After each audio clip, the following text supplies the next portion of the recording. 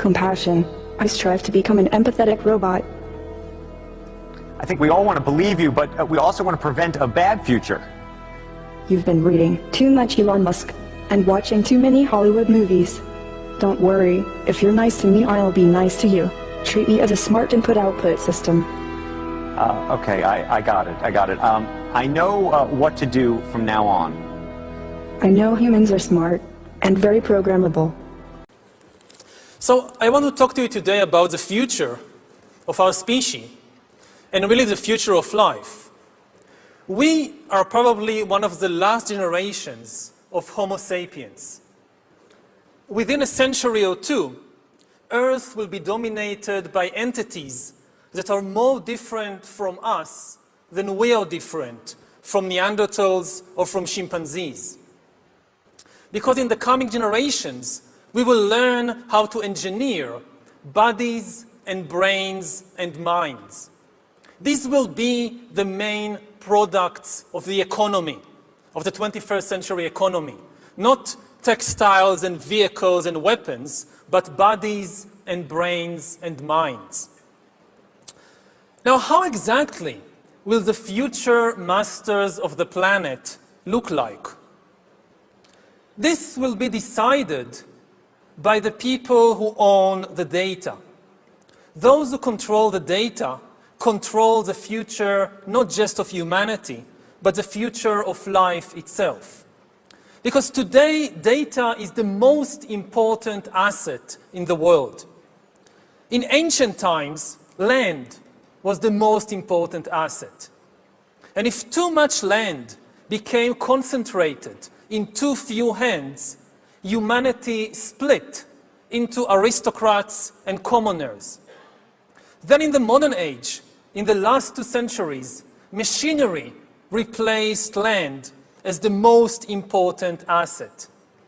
And if too many of the machines became concentrated in too few hands, humanity split into classes, into capitalists and proletariats. Now data is replacing machinery as the most important asset. And if too much of the data becomes concentrated in too few hands, humanity will split not into classes, it will split into species, into different species. Now, why is data so important?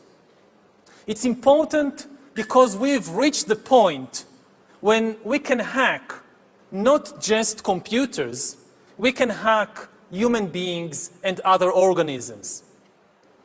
There is a lot of talk these days about hacking computers and email accounts and bank accounts and mobile phones, but actually we are gaining the ability to hack human beings.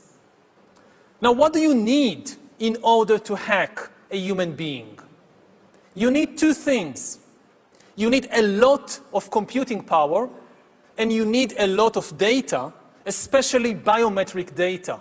Not data about what I buy or where I go, but data about what is happening inside my body and inside my brain. Until today, nobody had the necessary computing power and the necessary data to hack humanity. Even if the Soviet KGB or the Spanish Inquisition followed you around everywhere, 24 hours a day, watching everything you do, listening to everything you say, still they didn't have the computing power and the biological knowledge necessary to make sense of what was happening inside your body and brain and to understand how you feel and what you think and what you want. But this is now changing because of 2 simultaneous revolutions. On the one hand, advances in computer science, and especially the rise of machine learning and AI, are giving us the necessary computing power.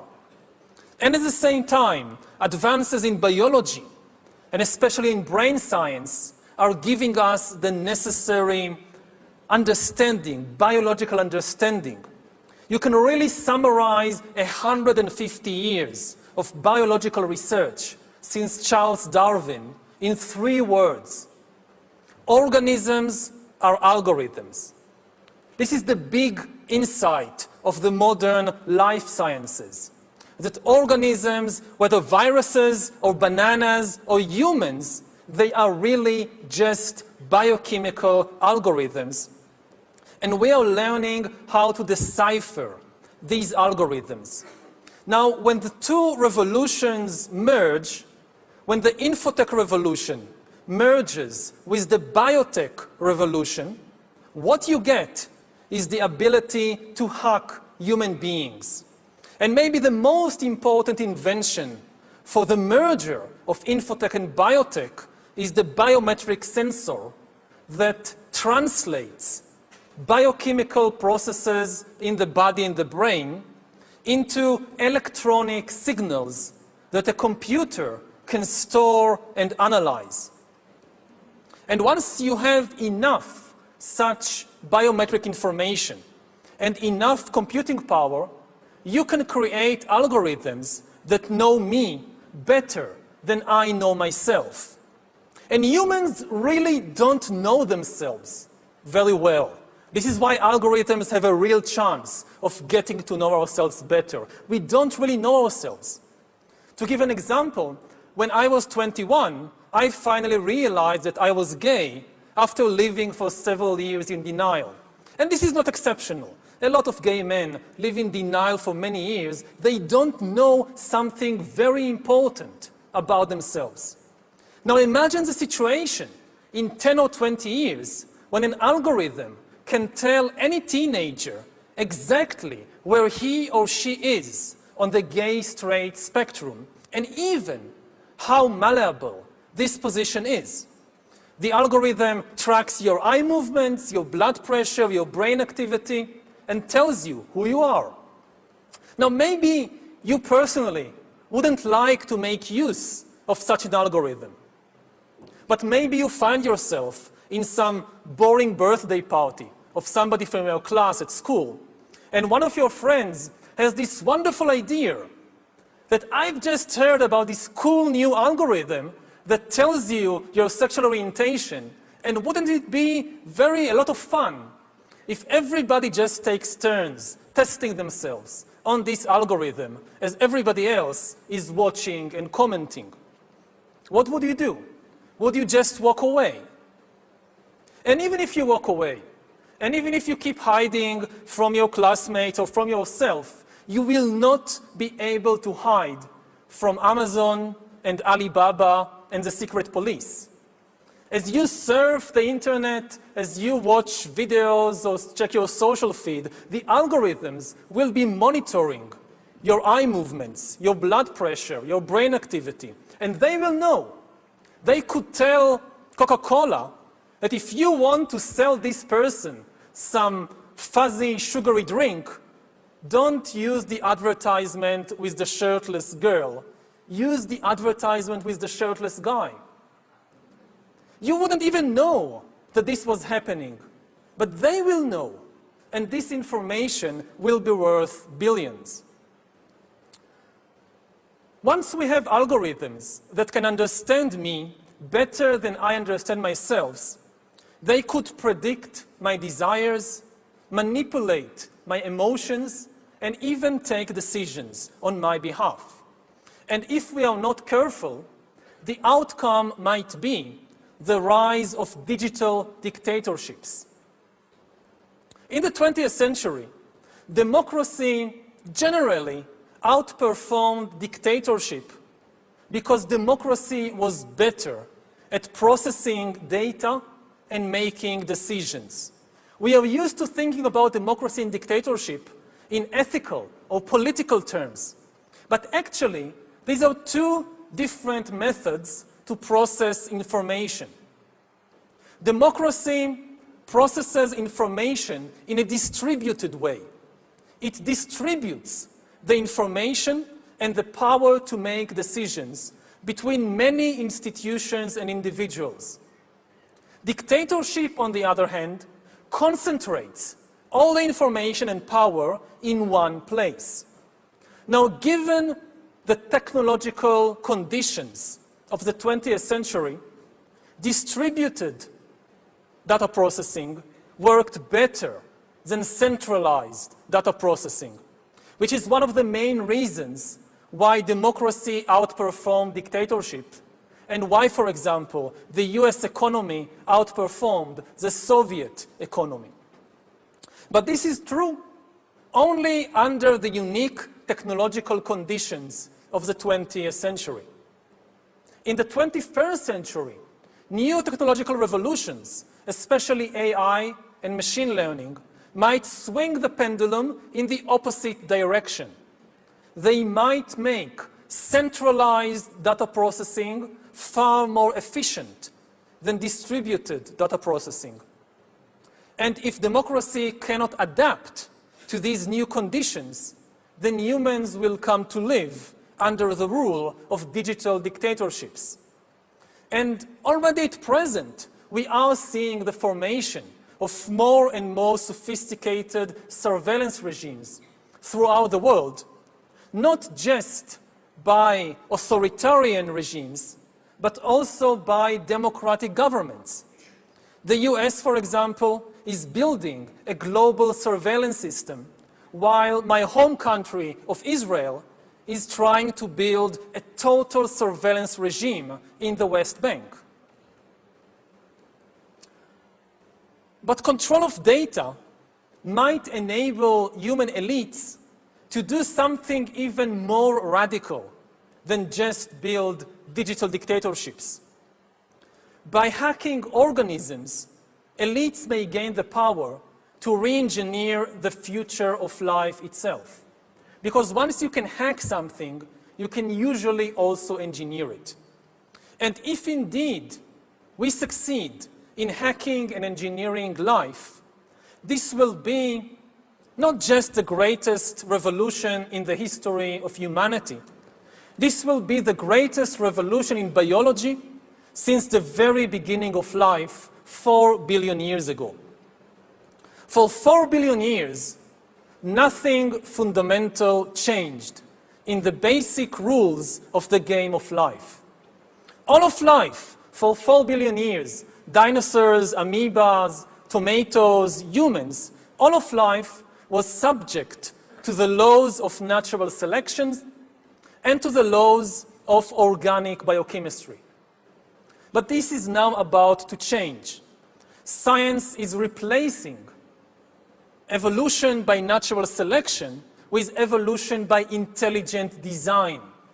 Not the intelligent design of some god above the clouds, but our intelligent design and the intelligent design of our clouds, the IBM cloud, the Microsoft cloud. These are the new driving forces of evolution. And at the same time, science may enable life, after being confined for 4 billion years to the limited realm of organic compounds, science may enable life to break out into the inorganic realm.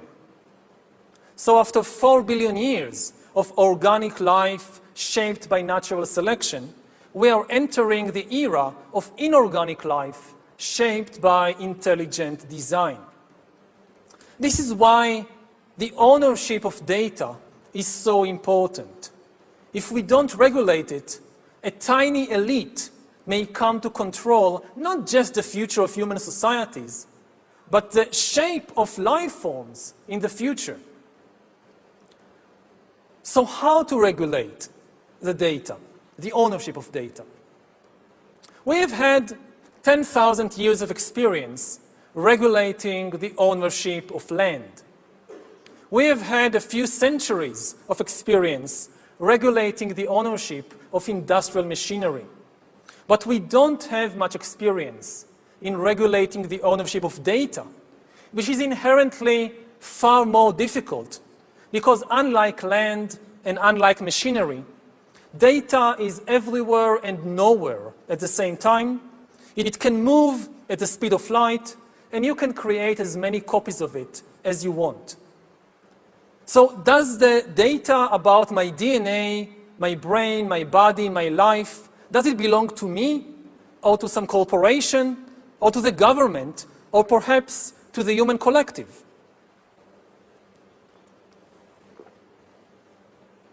At present, big corporations are holding much of the data, and people are becoming worried about it.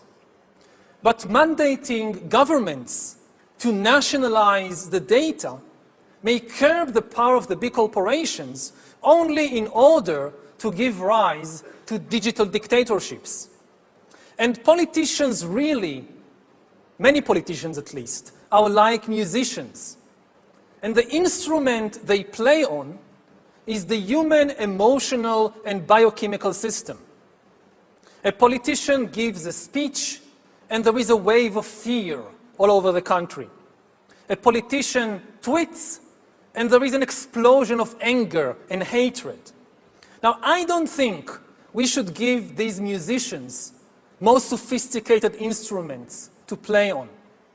And I certainly don't think they are ready to be entrusted with the future of life in the universe.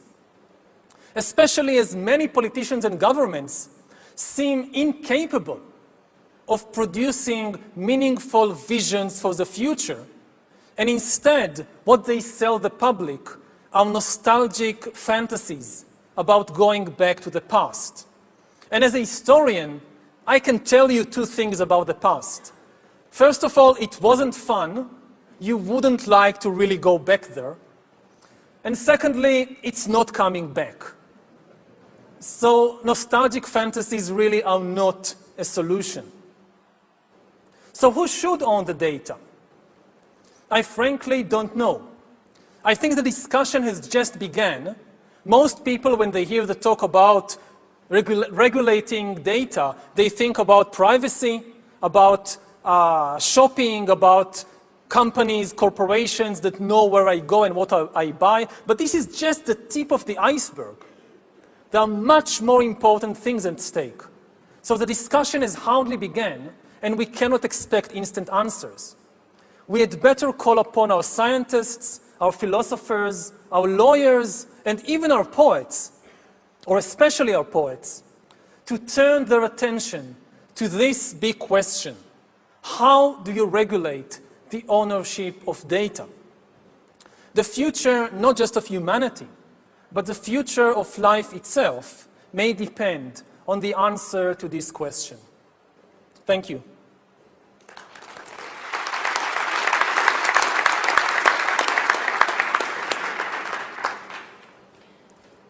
Well, thank you, Professor Harari, for an absolutely brilliant, thought-provoking, and it must be said, somewhat challenging and depressing talk.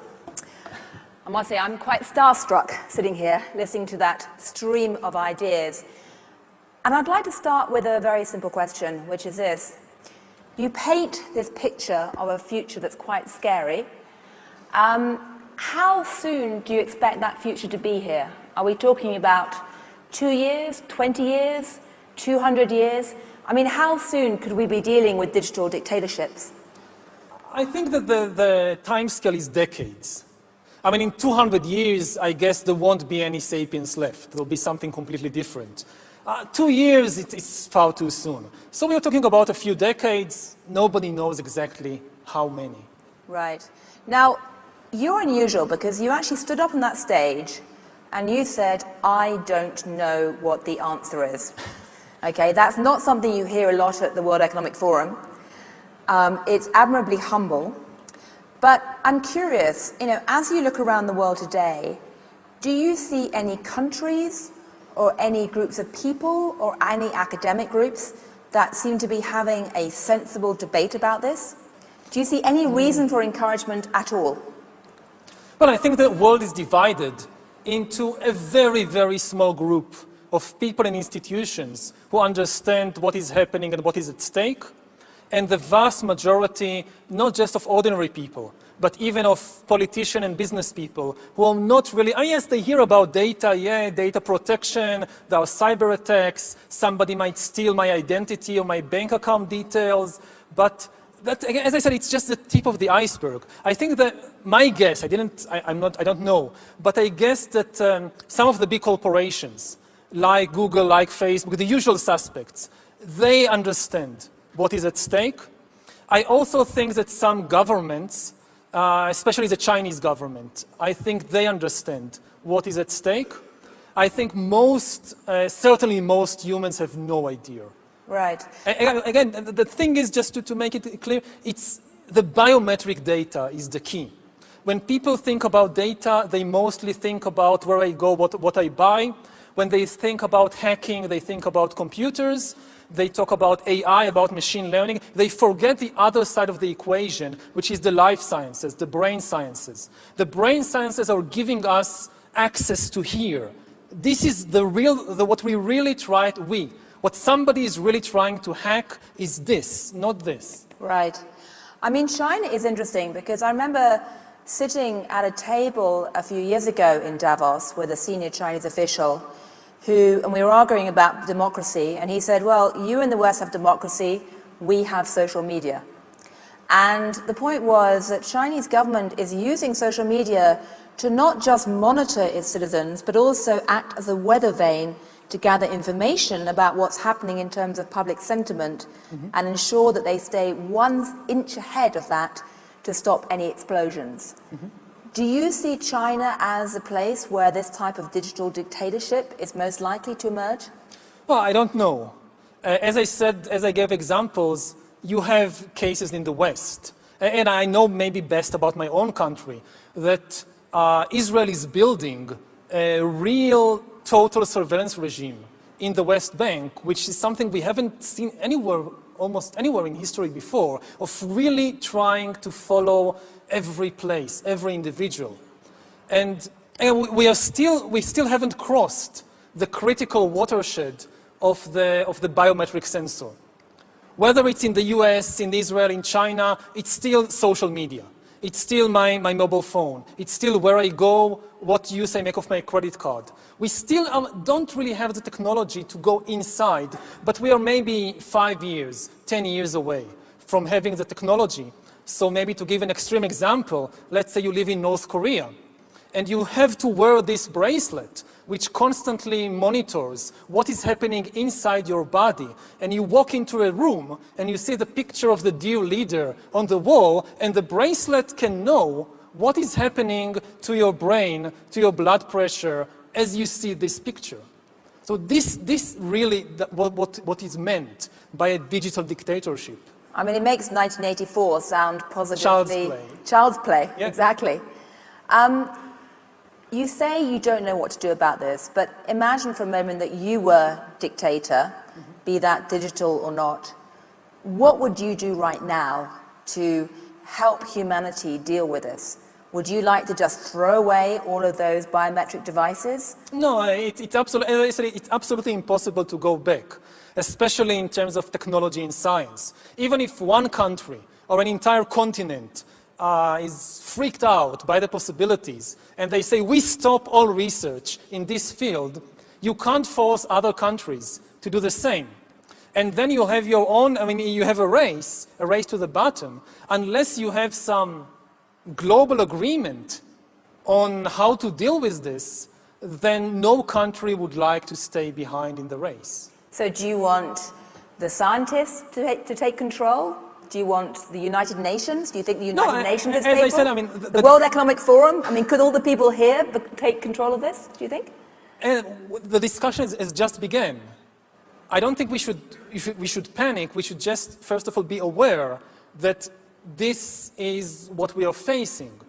And there are many possibilities, also technological possibilities. How, for example, when we talk about regulating ownership of land, we have a very clear picture what it means. Okay, you have a plot, you have a field, you build a fence around, you have a gate, you stand at the gate, and you say, okay, you can come in, you can't. This is my field. Now, what does it mean in terms of the data about my DNA or what's happening in my brain? What's the analogy of the fence and the gate? We just don't understand. So I think we are in an analogous position to where we were with the Industrial Revolution 200 years ago. And you just need time. When you start a discussion, I know this from class, from university, you start a discussion and somebody raises the hand and says, okay, but what should I write in the test? And no, we are not there yet. We should first have a discussion about this. I don't have all the answers. Right. I mean, one thing I find fascinating in your description of the digital economy is that it actually involves a picture of society which is not quite the picture that normal economists have. Because most of the digital exchanges today don't actually involve money. People are giving up data in exchange for services. Yeah. And that's something that no economic model can capture right now. And frankly, the legal models can't either in terms of the antitrust. So I'm curious, when you look at this problem, it's not quite economics. It's certainly not just computer science. It's not really any particular discipline. Do you think this means that universities need to rethink how they categorize academics? I mean, who is going to take this overarching view to try and talk about these issues? And I should say, I'm trained as an anthropologist, so I'd love to say the anthropologists, but I'm not waiting on them either. No, hopefully everybody. I mean, I think that today, if you're a computer scientist, you also need to be, to some extent, a philosopher and an anthropologist. It's now part of the business. And I think maybe, again, to try and focus it, you talked about different exchanges in the world. Maybe the most important exchange in this respect will be in healthcare. The big battle over what we today call privacy will be between privacy and health. Do you give access to what is happening inside your body and brain in exchange for far better healthcare? And my guess is that health will win, hands down. People will give up their privacy in exchange for healthcare, and maybe in many places they won't have a choice. I mean, they won't even get insurance if they are unwilling to give access to what is happening inside their bodies. Right. So another big exchange that will not involve money, but still be very, very important. Last quick question, then we must wrap, sadly. When it was all about land control, the elites essentially had feudalism. We called it feudalism in history. Mm-hmm. When it was all about the industrial machines, we had capitalism and Marxism. Have you thought of a word to describe this new world of dataism? Yeah, I try dataism, but I don't know. I mean, words have their own life, and what word catches and what word doesn't, it's really a coincidence. Well, maybe answers on the postcard if anyone in the hall has an idea, or tweet it out, or send him an email, or whatever digital communication you like. But anyway, on behalf of everyone here, I can see from the faces, people are actually not looking at their mobile phones. They're actually looking at you. They are rapt. That is quite an achievement. And thank you very much indeed for both inspiring us and terrifying us. Thank you. Thank you, Gillian. Thank you. It seems now the whole world can't stop talking about Fourth Industrial Revolution, which is fast approaching with rapid breakthroughs in fields such as the Internet of Things, robots, artificial intelligence, and 3D printing.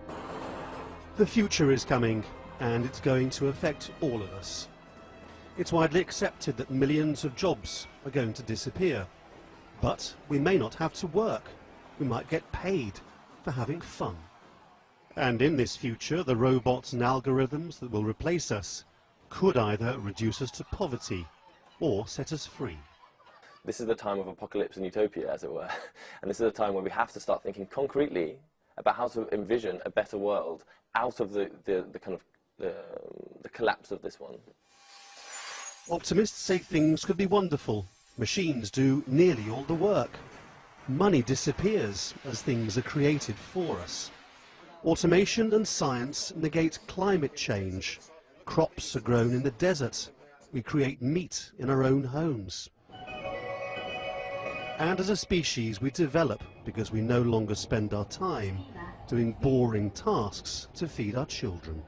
I think we might well experience a new renaissance of creativity and of social interaction in a very positive way. If people have the leisure to do whatever they want to do, they will be less frustrated by the hassles they have at work, and they will be more fulfilled because they'll be doing the things that interest them.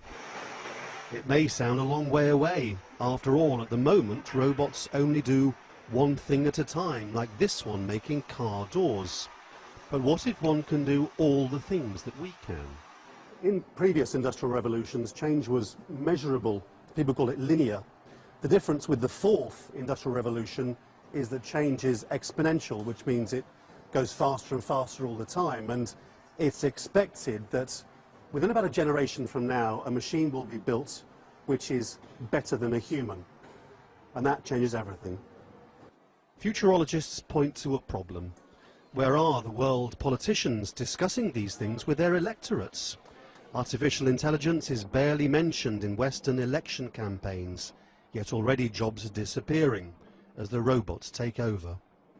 The global tech giants who in future will control vast resources are discussing privately what their responsibilities to us will be, but they would rather not talk about it in public. You put a ship like mine out. Every AI expert believes the transition to worklessness that we as humans are embarking on must be addressed now. In less than 15 years, Xiaosong, or Xingsong in Chinese, has grown from nothing to China's largest robot company. Its products range from industrial robots to service robots as demand in China has ramped up. China's high-speed growth will last for the next 10 to 15 years. Industrial robots have already entered the market now in batch production after developing for nearly half a century. Meanwhile, robots working in special environments will see big growth, such as in chip and LED manufacturing, along with ultra-hygienic or even vacuum rooms. And there are also service robots that already have some of the world's leading AI technologies. Our service robots rely on laser light to perceive their environment and locate themselves, so they can walk around without touching anything or any people. They can see and identify human faces, strike a conversation, and recharge themselves. The company has also established a digital factory with Industry 4.0 standards, which uses robots to make robots.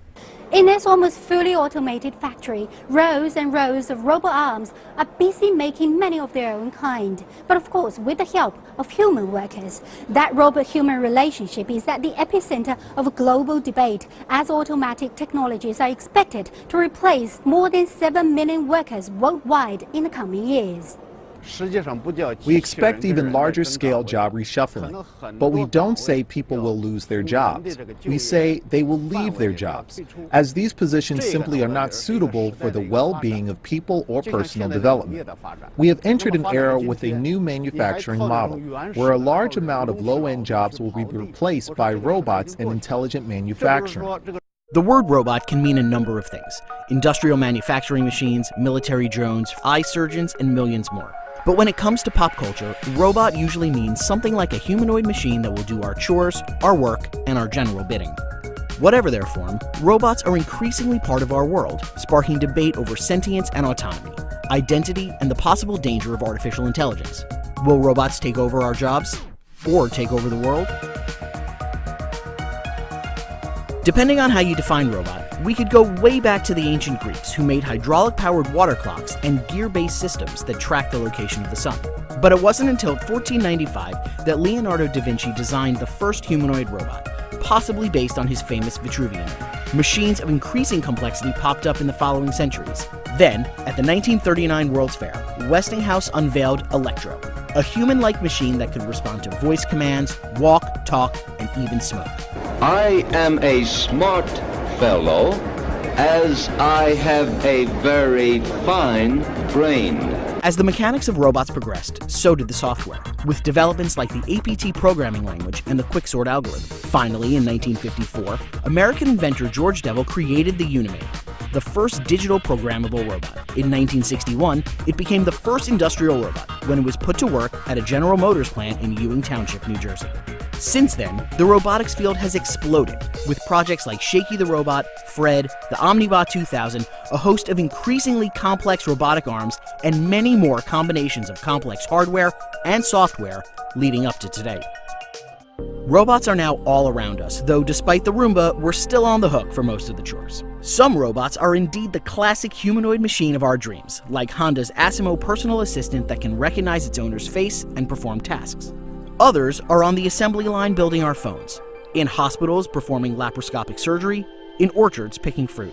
Thanks to complex programming, advanced algorithms, and artificial intelligence, robotics is more involved and more sophisticated than ever.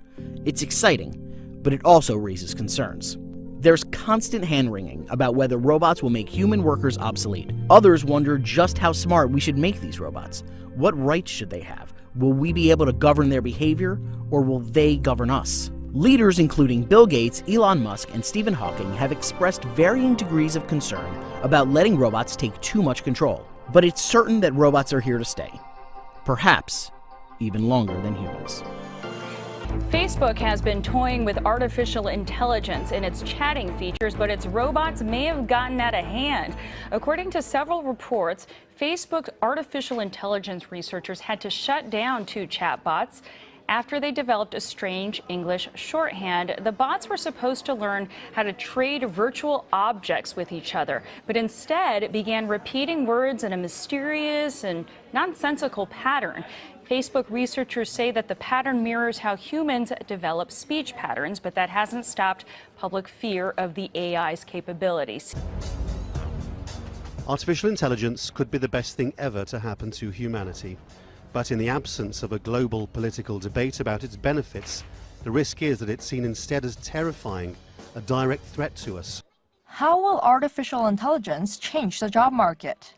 According to the Korea Employment Information Service, AI-powered robots will be able to replace 29.1% of the local job market. Of the nation's 398 occupations, machines were able to fulfill nearly 85% of the core competencies just as well or better than humans. They were also competent enough to replace 70% of the duties performed by doctors, 59.3% of university professors' duties, and 48.1% of duties done by lawyers in Korea. The results were similar to studies done by foreign AI experts, further raising fears of robot-related job loss.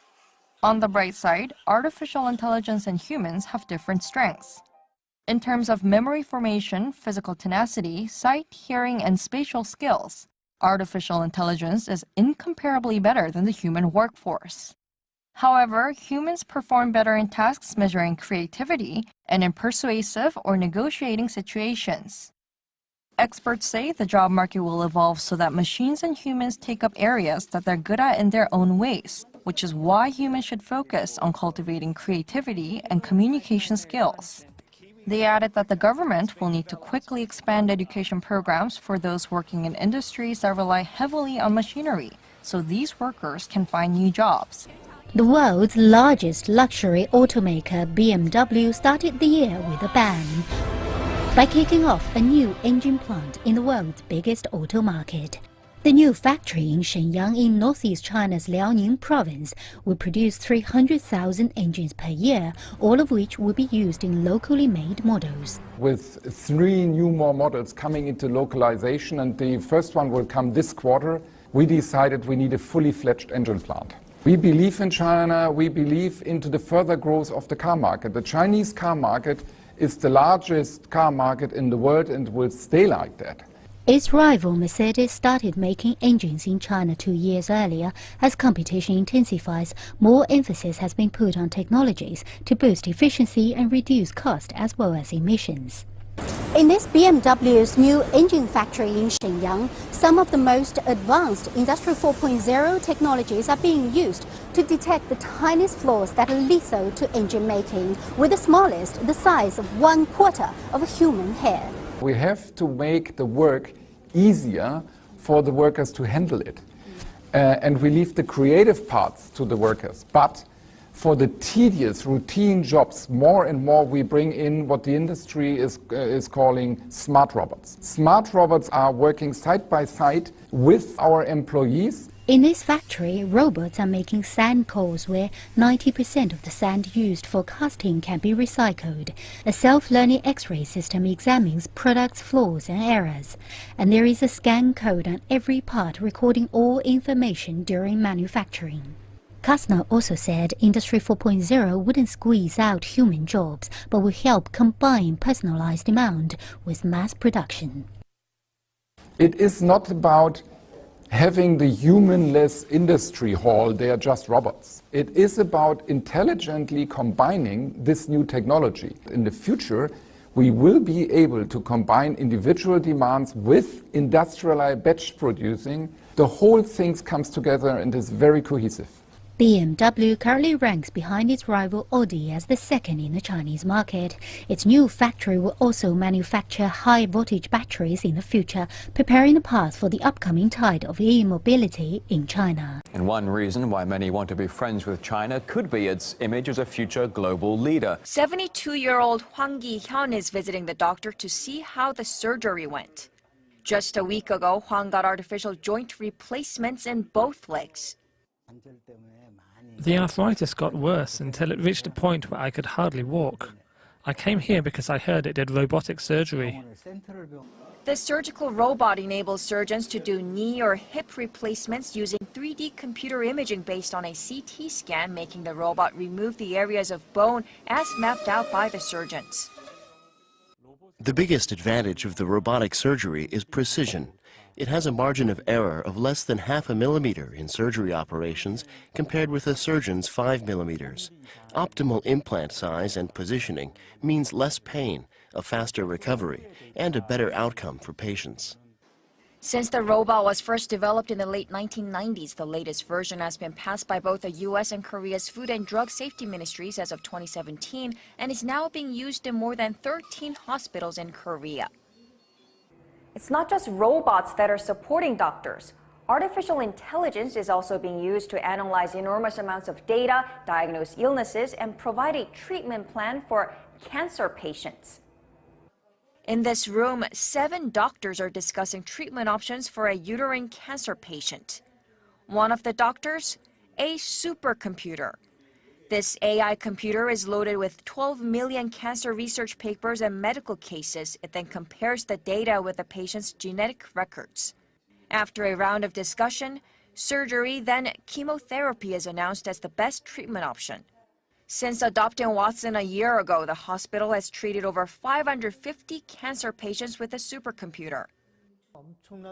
Through accumulating data and making corrections whenever the computer program gives a wrong answer, the decision concordance rate between AI and human doctors went up by around 7% over the past year, and satisfaction among patients is high. Multidisciplinary approach with doctors from various departments working with AI instead of one-on-one doctor-to-patient treatment is changing medical diagnostics. AI healthcare market alone is projected to reach $6.6 billion by 2021 and expand into areas like preventive care. High costs and improving accuracy are still challenges for the robotics and AI industry, but what was once considered just hype is slowly becoming a new reality of healthcare. Hello, world! At TNU's First Words, 8:14 Wednesday morning. Promising, the more you talk, the smarter Tay gets. Microsoft designed Tay's software to mimic the speech patterns of 18 to 24-year-olds. Tweet to Tay, and the bot tweets you back. But it did not take long for internet trolls to poison Tay's mind. Soon, Tay was ranting about Hitler. One Twitter follower asking, "Did the Holocaust happen?" Tay replied, "It was made up." Launching racist and anti-feminist attacks, some of them so rude we can't even show you them. One critic tweeted, "Microsoft, you didn't anticipate this?" Said another, "What did they expect it would learn from social media?" Parents, take note. You build the Frankenstein monster and you have to control it once it's out in the public. You have to have filters in place to make sure that these bots are being respectful to the community that you're unleashing them on. But hang on, we've seen this movie before, right? Open the pod bay doors, Hal. Whether it's 2001: A Space Odyssey. I'm sorry, Dave. I'm afraid I can't do that. Or War Games. Shall we play a game? Oh, shouldn't we know this never ends well? Less than 16 hours after Tay's birth. Danger, Will Robinson, danger! Microsoft's shiny new chatbot was pretty much lost in space. The company in full damage control mode, deleting Tay's most obscene thoughts, pulling the plug. The lesson? Strange game. The only winning move is not to play. We ought to pay closer attention to the movies. Well, Microsoft called this a coordinated effort by some users to abuse Tay's skills, and they say that they're now making adjustments. Now, this, it's important to note, is not the movie where the robots go evil all by themselves. These were human beings training them, and surprise, surprise, computers learn fast. 1 out of 3 exhibitors at the 2018 Consumer Electronics Show hails from China, a trend that clearly underscores Beijing's transformation from a manufacturer of low-value goods to technology-related products. Won Jung-hwan takes a closer look. Every year, the power of China in these industries is getting bigger. Among the many Chinese companies here this year, the spotlight was on Huawei and Baidu. In particular, Baidu, for example, showcased its own artificial intelligence technology called Apollo. China's biggest tech companies have ambitions in the automotive industry too. Baidu is using its Apollo 2.0 to work on tech for self-driving cars. In addition to automobiles, AI-loaded robots were also prominent. Nearly half of the robot-related booths were from China. The rise of AI technology extends to startup businesses too, which represents the future of China's tech industry. Unfamiliar names from China such as Byton, an electric car startup, got a lot of attention. On Sunday, Byton unveiled an electric car that with one charge is enough for a week of urban commuting. Chinese startups are succeeding in getting a lot of attention publicly, and in that regard, Korean firms still lag behind. This year, Korean startups did participate in the CES. Overall, some received awards for innovation, but some of them didn't get much attention. I think that it will be very important for our startup companies to show their products more often at global exhibitions like CES or NWC. Participating in the CES could help local companies stand out from their global competitors, and in turn help them get funding, particularly at a time when investors are becoming more cautious. I would thank very much the Kingdom of Saudi Arabia. I am very honored and proud for this unique distinction. This is historical to be the first robot in the world to be recognized with a citizenship. I think we should be very careful about artificial intelligence. If I were to guess at what our biggest existential threat is, it's probably that. So we need to be very careful with artificial intelligence. We are summoning the demon.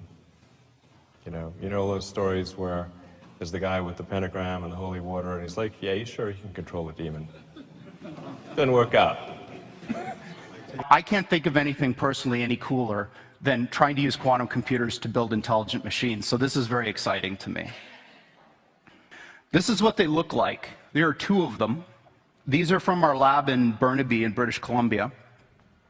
From the outside, they look like giant black monoliths. And they are powered, they have a fridge inside them, a refrigerator that cools these chips to almost absolute zero. Hundreds of times colder than interstellar space. Amongst the coldest and most isolated and extreme conditions that humans have ever been able to engineer. At the heart of this big box is a tiny chip about the size of your thumbnail.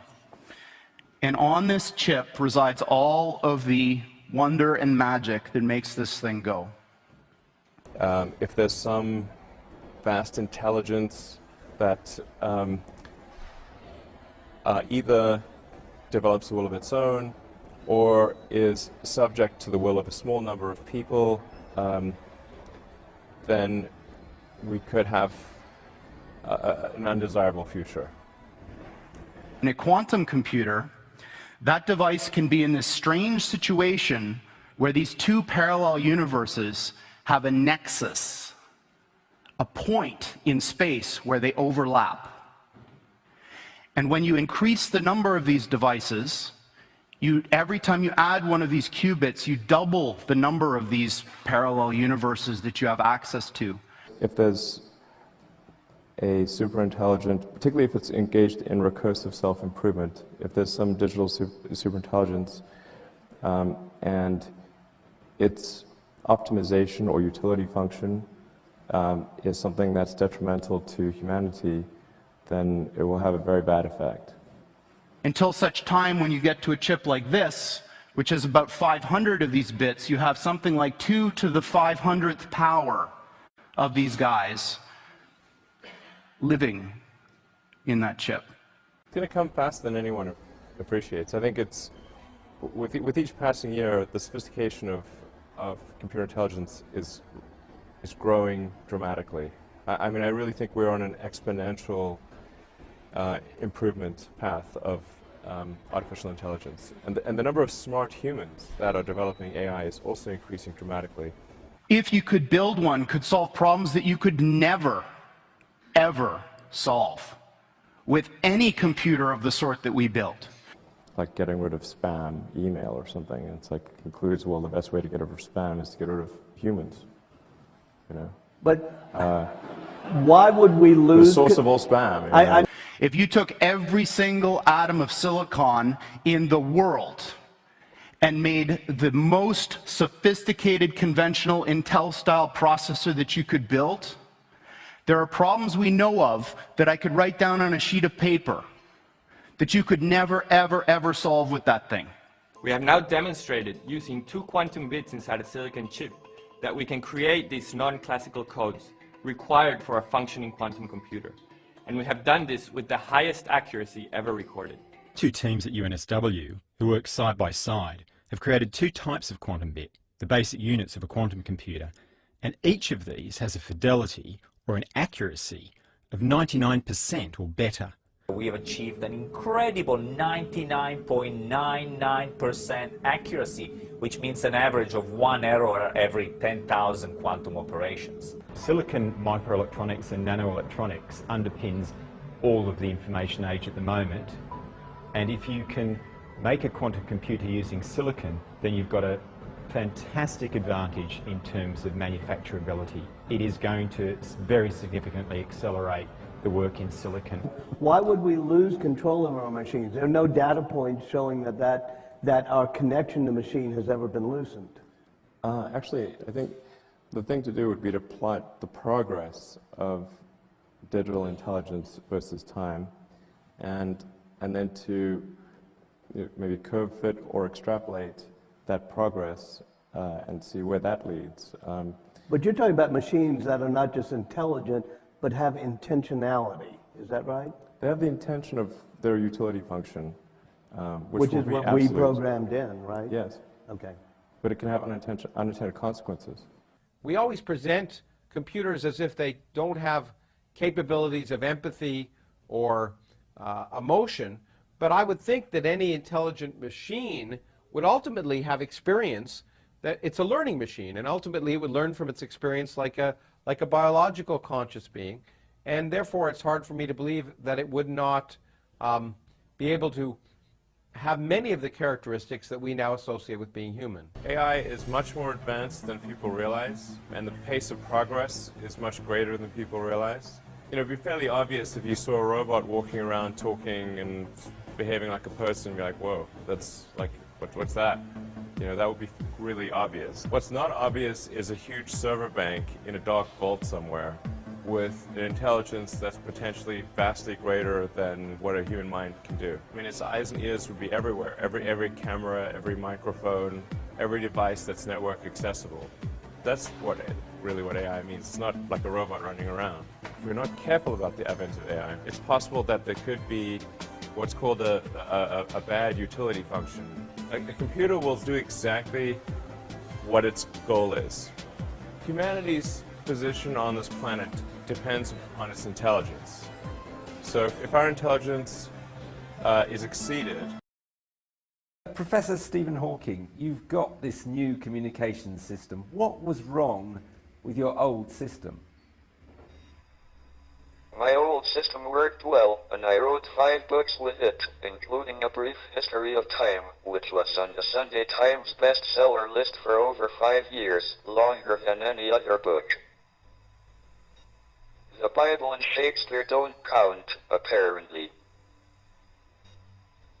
But my old system had a rather primitive system for predicting the next word.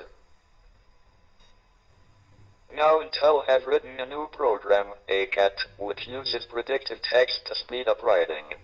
What was the thing that you most wanted changed about the old system? It was the next word predictions I most wanted changed. ACAT offers a list of predictions based on an analysis of the English language and my previous usage. It also has facilities for handling email and internet, and for switching windows. And has this new system made a big change to the way you work? It's only recently that I have had a relatively bug-free version of ACAT. I expect it will speed up my writing considerably. Now, the one thing it hasn't changed is your voice. Why did you not want your voice changed as well? The first speech synthesizer I had was almost unintelligible. But then I got a speech synthesizer, which was designed for a telephone directory service. That voice was very clear, although slightly robotic. It has become my trademark, and I wouldn't change it for a more natural voice with a British accent. I am told that children who need a computer voice want one like mine. On a wider question, how long have you had an internet connection, and how has that transformed your life? I was one of the first people to be connected to the internet. Paul Ginsburg launched a website, xxx.land.gov, for physics reprints in 1991, at the start of the internet. XXX sounds like a sex site, so it was renamed arxiv.org. There was no Wi-Fi, so connections had to be by cable. I had a mobile phone mounted on my computer for dial-up. The internet has speeded up communication and research, but at the high price of invasion of privacy. And is the internet and modern forms of communication in general, is that a purely positive development, or are there things about it that actually worry you? The internet has brought a lot of benefits, but it has its drawbacks and dangers, such as pornography and threatening messages. According to the new head of GCHQ, the internet has become the command center for criminals and terrorists. More must be done by the internet companies to counter threat, but the difficulty is to do this without sacrificing freedom and privacy. Now, when you watch software engineers and machine learning experts at work, as they have been on this project, how far along the path to artificial intelligence do you think we are? The primitive forms of artificial intelligence we already have proved very useful. But I think the development of full artificial intelligence could spell the end of the human race. Once humans develop artificial intelligence, it would take off on its own and redesign itself at an ever-increasing rate. Humans, who are limited by slow biological evolution, couldn't compete and would be superseded. Thank you for those fascinating insights. Thank you very much, Professor Hawking. I want to ask you some techie questions because you're that mind here. Drones, more a force for good or evil? Oh, totally a force for good. Moving things around, being able to see forest fires, breaks in electricity lines. There's a lot of amazing things that drones will do. The reason I ask is because your good friend Warren Buffett has warned in the past about biochemical attacks that are unmanned, maybe in the nose cone of a rocket, smallpox perhaps over a heavily populated area or a stadium. Does that concern you? Do you foresee that? Well, it's very hard to predict if something super negative like that would happen. It's good for the world to consider it and try and take steps to minimize the chance of it. But the creation of drones doesn't substantially raise the risk there. Are you investing in drones at all? I don't have any specific investments.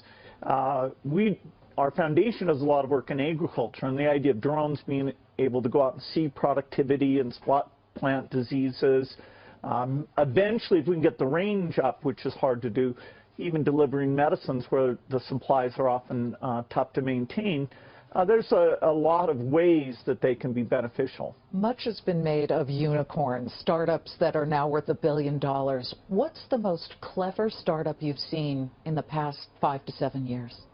You know, there's a lot of great startups. I think Airbnb is a pretty exciting one because it's kind of a global footprint, and because people are choosing to list there and they're figuring out how to get that quality of service really good, it's in a strong position. A lot of new capabilities coming out of people like Airbnb and Uber. With all this talk of technology, theoretical physicist Stephen Hawking, whom I'm sure you know, warned this week that technology could end up ending humanity at some point. Do you share that apocalyptic view of technology?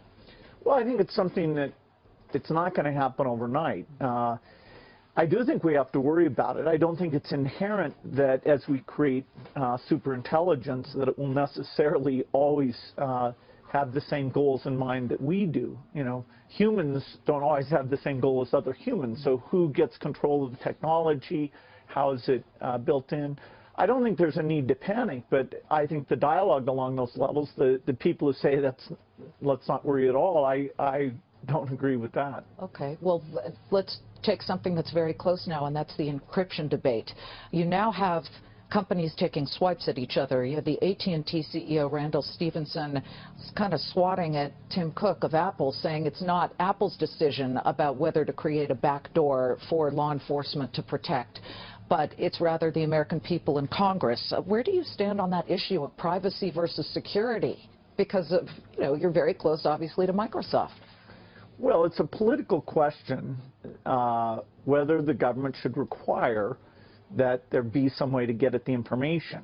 You know, the government's got the role, and we talked about terrorism, which with bio or nuclear could be quite extreme. We count on the government to know what's going on. And, you know, so how do you strike the balance there and still continue to make that possible?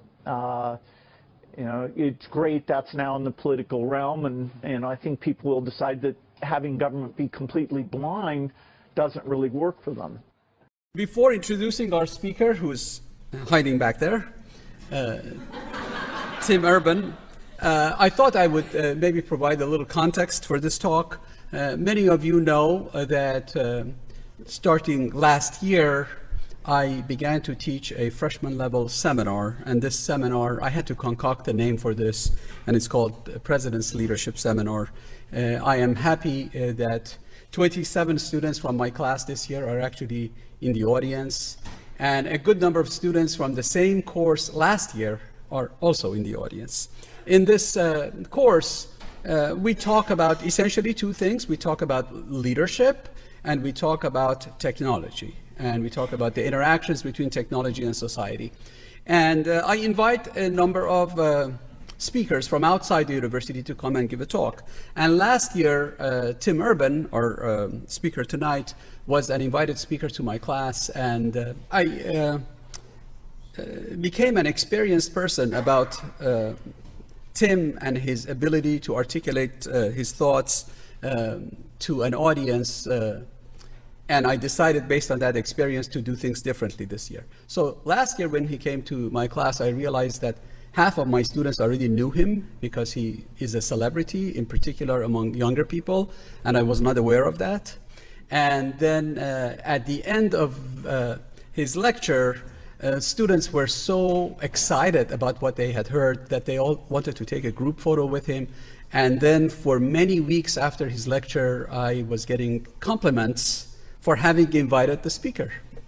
So this year, I reached out to Tim, knowing that he's a busy person, asking him whether he would be willing to repeat the same lecture, and he graciously agreed.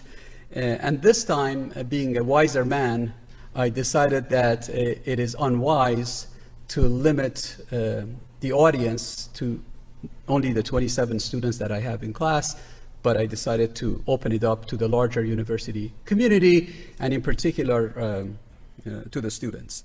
So that is the context. So Tim Urban was going to be here to give a lecture to my class, but we've decided to open it up.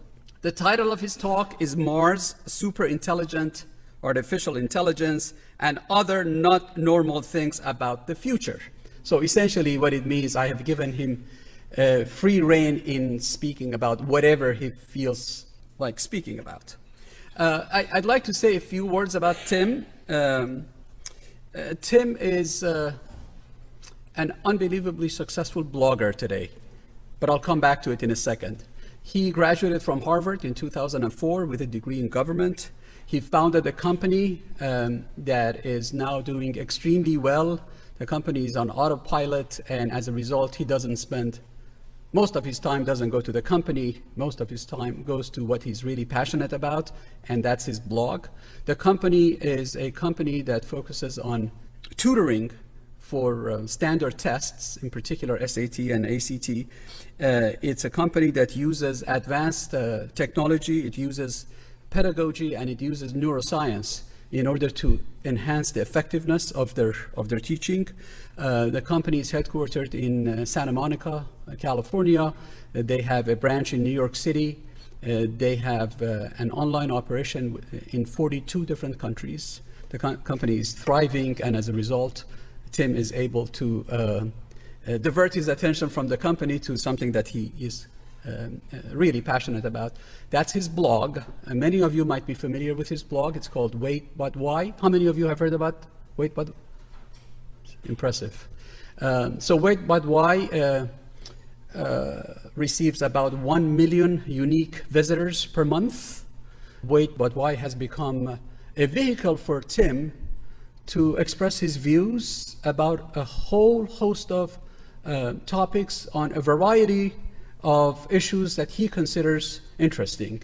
They range from presidential elections to how the internal combustion engine works, to sending 1 million men to Mars, to driverless automobiles, and to advances in machine learning and artificial intelligence. I am personally amazed with his ability to understand extremely difficult issues and to articulate them in very simple ways and not necessarily succinct. I know that the younger generation has very limited attention span, but that doesn't seem to apply to the way Tim writes. His blogs are long and detailed, and yet people love them. He posts a blog, and within minutes, you see hundreds of people responding to what he's written. This is incredible. He was invited to give a TED Talk. Some of you may have seen his TED Talk, which was on yet a different topic. It was on procrastination. His talk was given in February, and between February and today, he's received 8.5 million views on his TED Talk, the most highly viewed TED Talk in 2016. He gets invited to places like Uber, Facebook, Google. His articles have been republished in places like the Washington Post and the like. So it is a true pleasure to introduce to you Tim Urban. I encourage you to fasten your seatbelts because he's put together a very exciting and I think very informative talk for you. Tim, could you please come from hiding? Thank you. Thank you so much.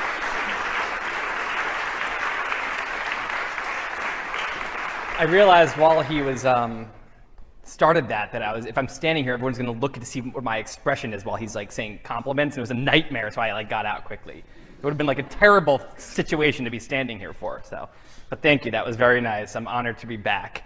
Tech universities are the best, because everyone here is like exactly as nerdy as I am, and just like, it's like, yeah, you guys are just on my page in a really fun way.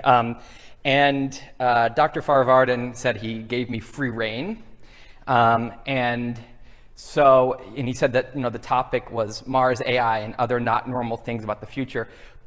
But then I was like, I'll do a little intro about some of the stuff I do. I'll put in some slides of a couple funny things and a couple just things that outside of the main topics I'm going to get into, just to kind of introduce me and what I do.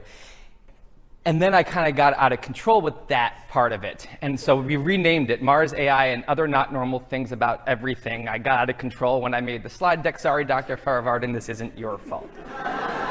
So you guys are going to have to live with that now, because this got out of control. And I kept being like, I feel like the Stevens students are going to want this also, so we'll see. So I'm just going to, I'm going to talk a little before I can get into the main stuff, of just about kind of, some of the different kind of things that I write on WAPOY. So it's just, it's all different kinds of topics. A lot of tech and science topics, but also just a lot of things about the craziness of humans. We're all kind of insane. Craziness of humanity and society. Like when you have to go and meet someone and you're not sure whether to do a handshake or a hug, and then one of you does one thing and the other does the other thing, and it's a nightmare for everybody. It's like one of the worst parts of my life. Or like when you're like having fun with someone and you're about to leave and you had a good time and you're saying this was great, let's do this again sometime, and then you kind of realize you're walking the same direction. Nightmare. I've written a lot about relationships. I think it's fascinating why a lot of people kind of get into like bad marriages, bad relationships, bad marriages. And I like to write about, like, this is part of the insanity of being a human, why we all make such weird decisions when it comes to who we end up with. And to me, that's fascinating. It's like part of, again, why are we so smart and also kind of so not smart a lot of the time? And to me, it comes down to the fact that we're a transition species, kind of. Like, we kind of are, if you think about it. Like, 6 million years ago, we were great apes. We were living in trees. We were animals, Instant gratification, we just do what is easy and pleasurable in the current moment. We worry about our survival and reproduction, just basic animal things. And then we developed this like prefrontal cortex that is in a whole different kind of level of development that no other animal has, and we can like visualize the future and we can be rational. And so now we kind of have this amazing magical ability to be conscious and be rational, but we're also still, it's like this higher being woke up inside of our head and said, shit, I'm in an animal. Because it's just stuck in an animal, and it has to deal with all of the different animal, insecurities and needs and tribal tendencies. So I think it's very interesting to write about that kind of thing. And sometimes I think, part of what we need is just awareness. So I do something like this. Like, this is every week of a 90-year life on one page to make you feel anxious or something. And some people feel very inspired looking at this. It can be a lot of things, but that's every single week. That's it. One of those things is this week right now for you. And so I think visual tools can be helpful to help kind of get us a little bit out of our craziness. I also sometimes write about history. I wrote about Iraq. I tried to get into why Iraq is such a mess. I tried to get into American presidents, including the notorious mustache era. We actually, from 1869 to 1913, we had 44 years of only mustaches except for McKinley. So this is not what Dr. Farvarden had in mind when he invited me here, and here we are, the mustache era of the United States. No, but what I want to get into more, this isn't even where I got out of control. We haven't even started that part yet. I got out of control when I realized that you guys are like numbersy, right? And so am I, and we can I can do a lot of like fun visual numbersy graphics that I don't feel like any of my friends want to see, and I'm going to show all of you instead. So let's start with the total wealth in the world, right? So I read estimates that if you take all of the wealth, the accumulated wealth, both liquid and non-liquid in the world of humanity, you end up with 241 trillion. So I stacked it. in $100 bills, and it goes almost to the moon. It's legit. It's so that's $100. That's $100 bills stacked almost to the moon. But then I thought about what if it's in gold? So first of all, this is the amount of gold we've actually mined. Okay, so 20 meters cube. It's legit. But if you take $241 trillion in gold, we have a 63-meter cube. Okay, it doesn't seem that crazy, right? And if you divide that by 7.3 billion people, each person gets this much. So that's the average human wealth. It's about $4,000 worth in gold. So then I use this to look at income inequality. So the 10%, the top 10% is not 86% of that 241 trillion. So it kind of looks like that. And that's kind of like a visual way to understand what that's like. In fact, the top 1% has about 50%. So about half of that is just that the richest guy on that left thing has half of the total cube. You can look at this also in jelly beans. Again, this is I've been unsuccessful in showing people this, and so that's why you guys now have to. So just say we made every 85 people in the world, we made a jelly bean for the 85 richest people, and then the next 85 richest people, and the next all the way down to the bottom. And we put it in the poorer half of the jelly beans are in this one, and the richer half are in this one. Well, the reason I did it that way is because the richest single jelly bean in there equals all the wealth of that one. It's crazy, but the richest 85 people in the world equal the wealth of the 3.5 billion poorest people in the world. So, yeah, kind of sucks, but that's the situation. And then I get into kind of more serious things like, well, the 241 trillion, how much pizza would that be? And it would actually cover, at the New York Domino's rate, which is $19 for a large pizza, that would cover Niger. So yeah, here we are. Now, moving on, we'll get to Sour Patch Kids, where one night I decided I didn't have a post and I needed to put something up. So I decided to go get some Sour Patch Kids. And I made this. I stacked it on my counter. And I couldn't even find the normal ones. I went at all these stores, they didn't have the normal ones. They had these neon tropical ones. And it was depressing. I had an existential crisis looking at all of them at the same time, about humanity, because it was so clearly made in a vat. These things, they were so low quality. Anyway, so I stacked these. That's 2 layers of 50, okay? And I use this, so there's 100 Sour Patch Kids, but I wanted to illustrate huge numbers in a way that you could kind of remember. So I use Sour Patch Kids. So this is what 1,000 of them would look like on a table. This would be 1 million of them, okay? This would be 1 billion of them in Fenway Park. This is what 1 trillion. So this helps me. Now when I think of 1 trillion, I think of that. I'm like, okay, right, 1 trillion is that's a huge number, 1 trillion. That's taller than most of the skyscrapers, and it's a 3-dimensional cube. A quadrillion of them. That's the Burj Khalifa in Dubai, and the Empire State Building. We get to 1 quintillion of them, you'd have the airplanes flying by, you'd see it right there. It's like, wow, there's the thing there. And then you get to 1 sextillion of them, okay, and now we're on top of Switzerland. Switzerland's in the shit down there. Septillion of them, we're covering India. So an octillion gets crazier. It's the size of the Earth, basically. Of course, at this point, this would not be a clean cube. It would have become, I think fusion might have ignited on the inside. You'd have a full thing over there. And then finally, we get to a nonillion. And I never thought I would have a reason to talk about a nonillion, but now I did. So there's the moon and the Earth. And so while I was doing cubes, I decided to, well, how much, if I took a cube and I put all the water in the world in it, how big would that cube be? And this is where I ended up. So it would be like that. It would be on top of the US, and it's big, but it's not crazy. But that's all the oceans, that's everything. Now the fresh water would be that smaller cube, and then look at the little drinkable water on Tennessee. It's all mini, because most of the fresh water is in Antarctica and Greenland in ice. Once you get down to the rest of it, most of that is in the air or in the ground. The amount that's in rivers, which you see over there on North Carolina, is tiny, and rivers and lakes and tiny little things. So that's the amount of drinkable water we have. No real point to this. I just kind of think it's cool. let's get back to people. So 7.3 billion humans, right? But there's been estimates, and this is one of those hazy estimates, different people say different things, but 108 or so billion people have lived. Of course, it's like, well, when was the beginning of the human race? That's up for debate, but that's a ballpark a lot of people have come to. And so it's kind of crazy. I think we feel like human race has been going on forever. 1 in 15 humans that have ever lived is currently alive.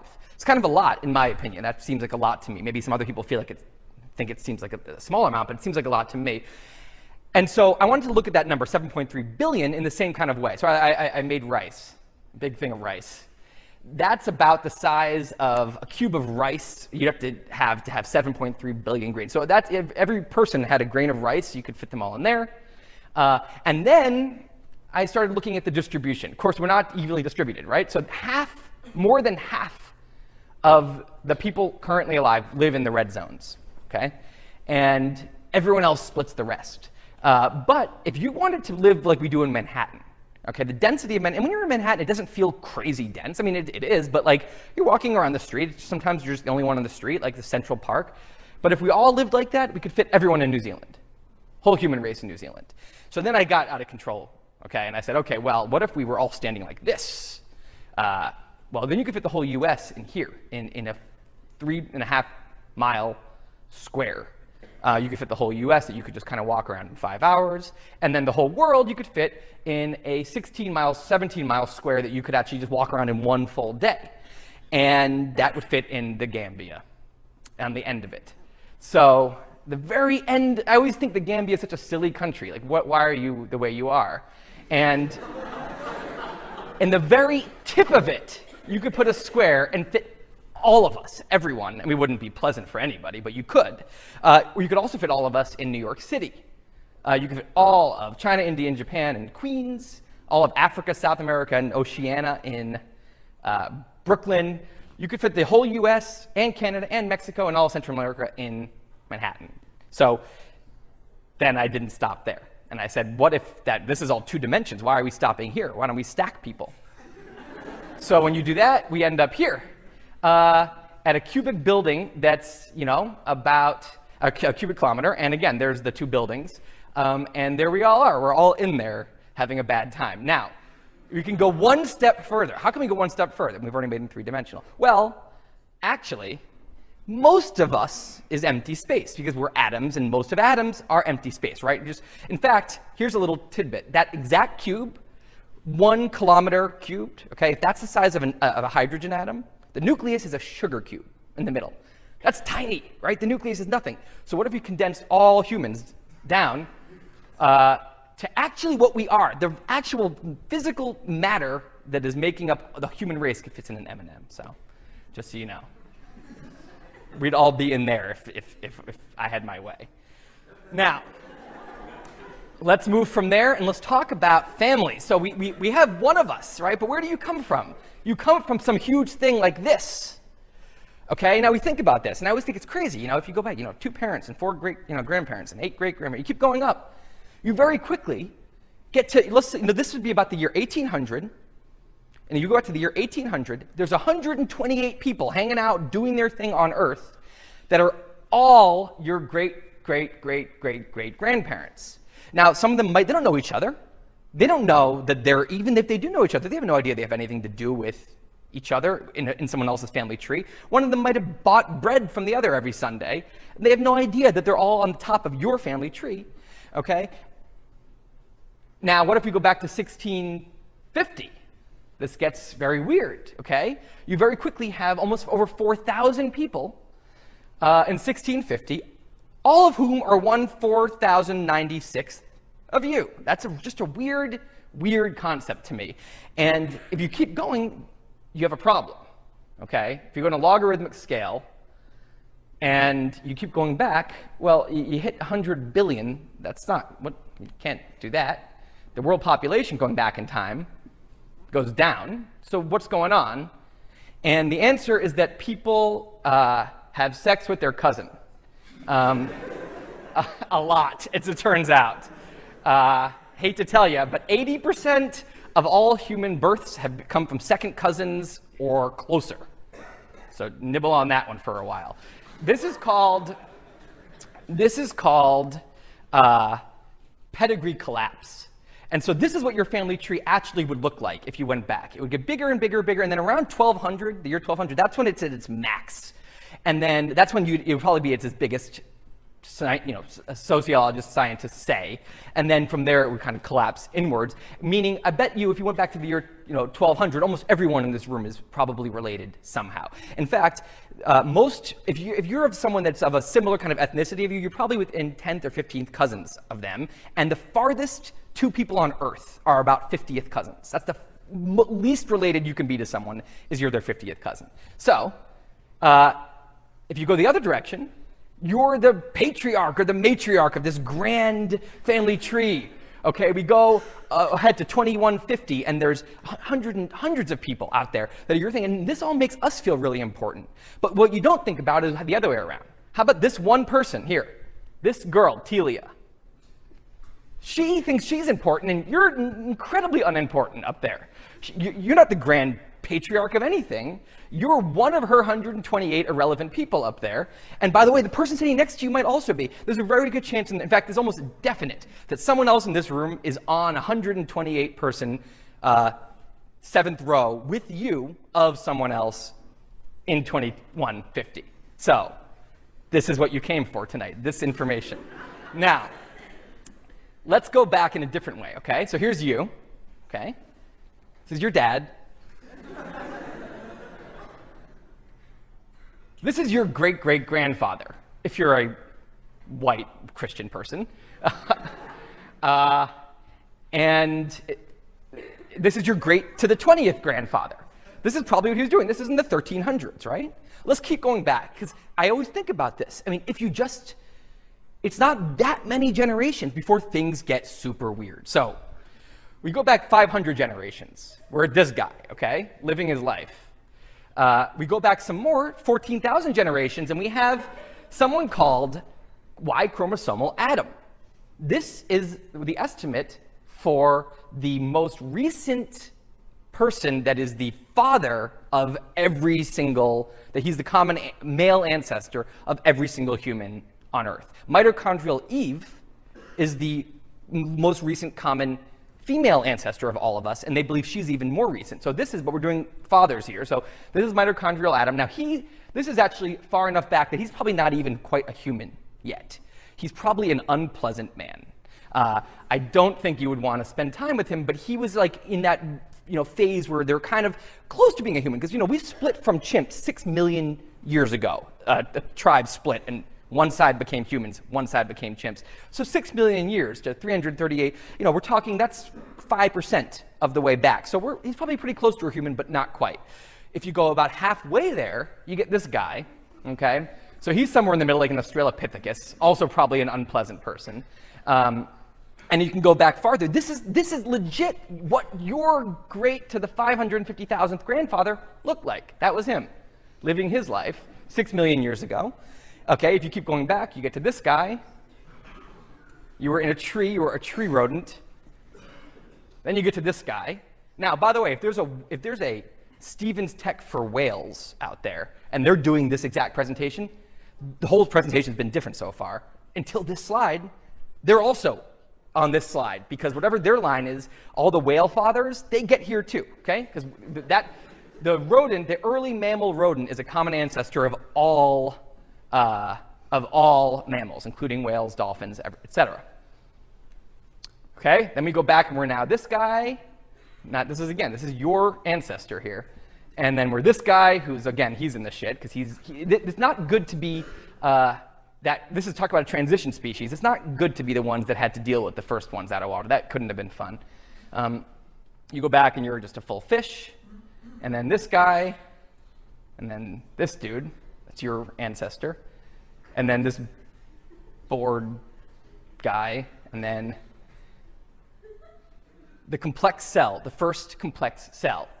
Now, this guy invented sex, so you have to give him some credit, but this was the first, these early cells with a nucleus.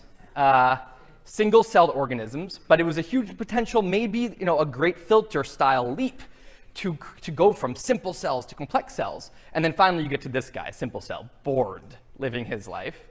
And eventually you get to the first. Yeah. He has no parents. He's the first life. He's just born, and then that's the situation. So he's alone. But we all have to thank him. So now we get here, the beginning, end of life. Now we get to where I was going to start this presentation after I already decided to extend it, which is the Big Bang. So we go back even further. I couldn't, I can't explain the Big Bang that well. I'm sure some of you could. But like, the Big Bang is not an easy thing. If you start actually trying to explain it, it gets very, very hazy very quickly about this singularity situation, and it just kind of opened and time begins, and none of that. So I depicted it instead for you.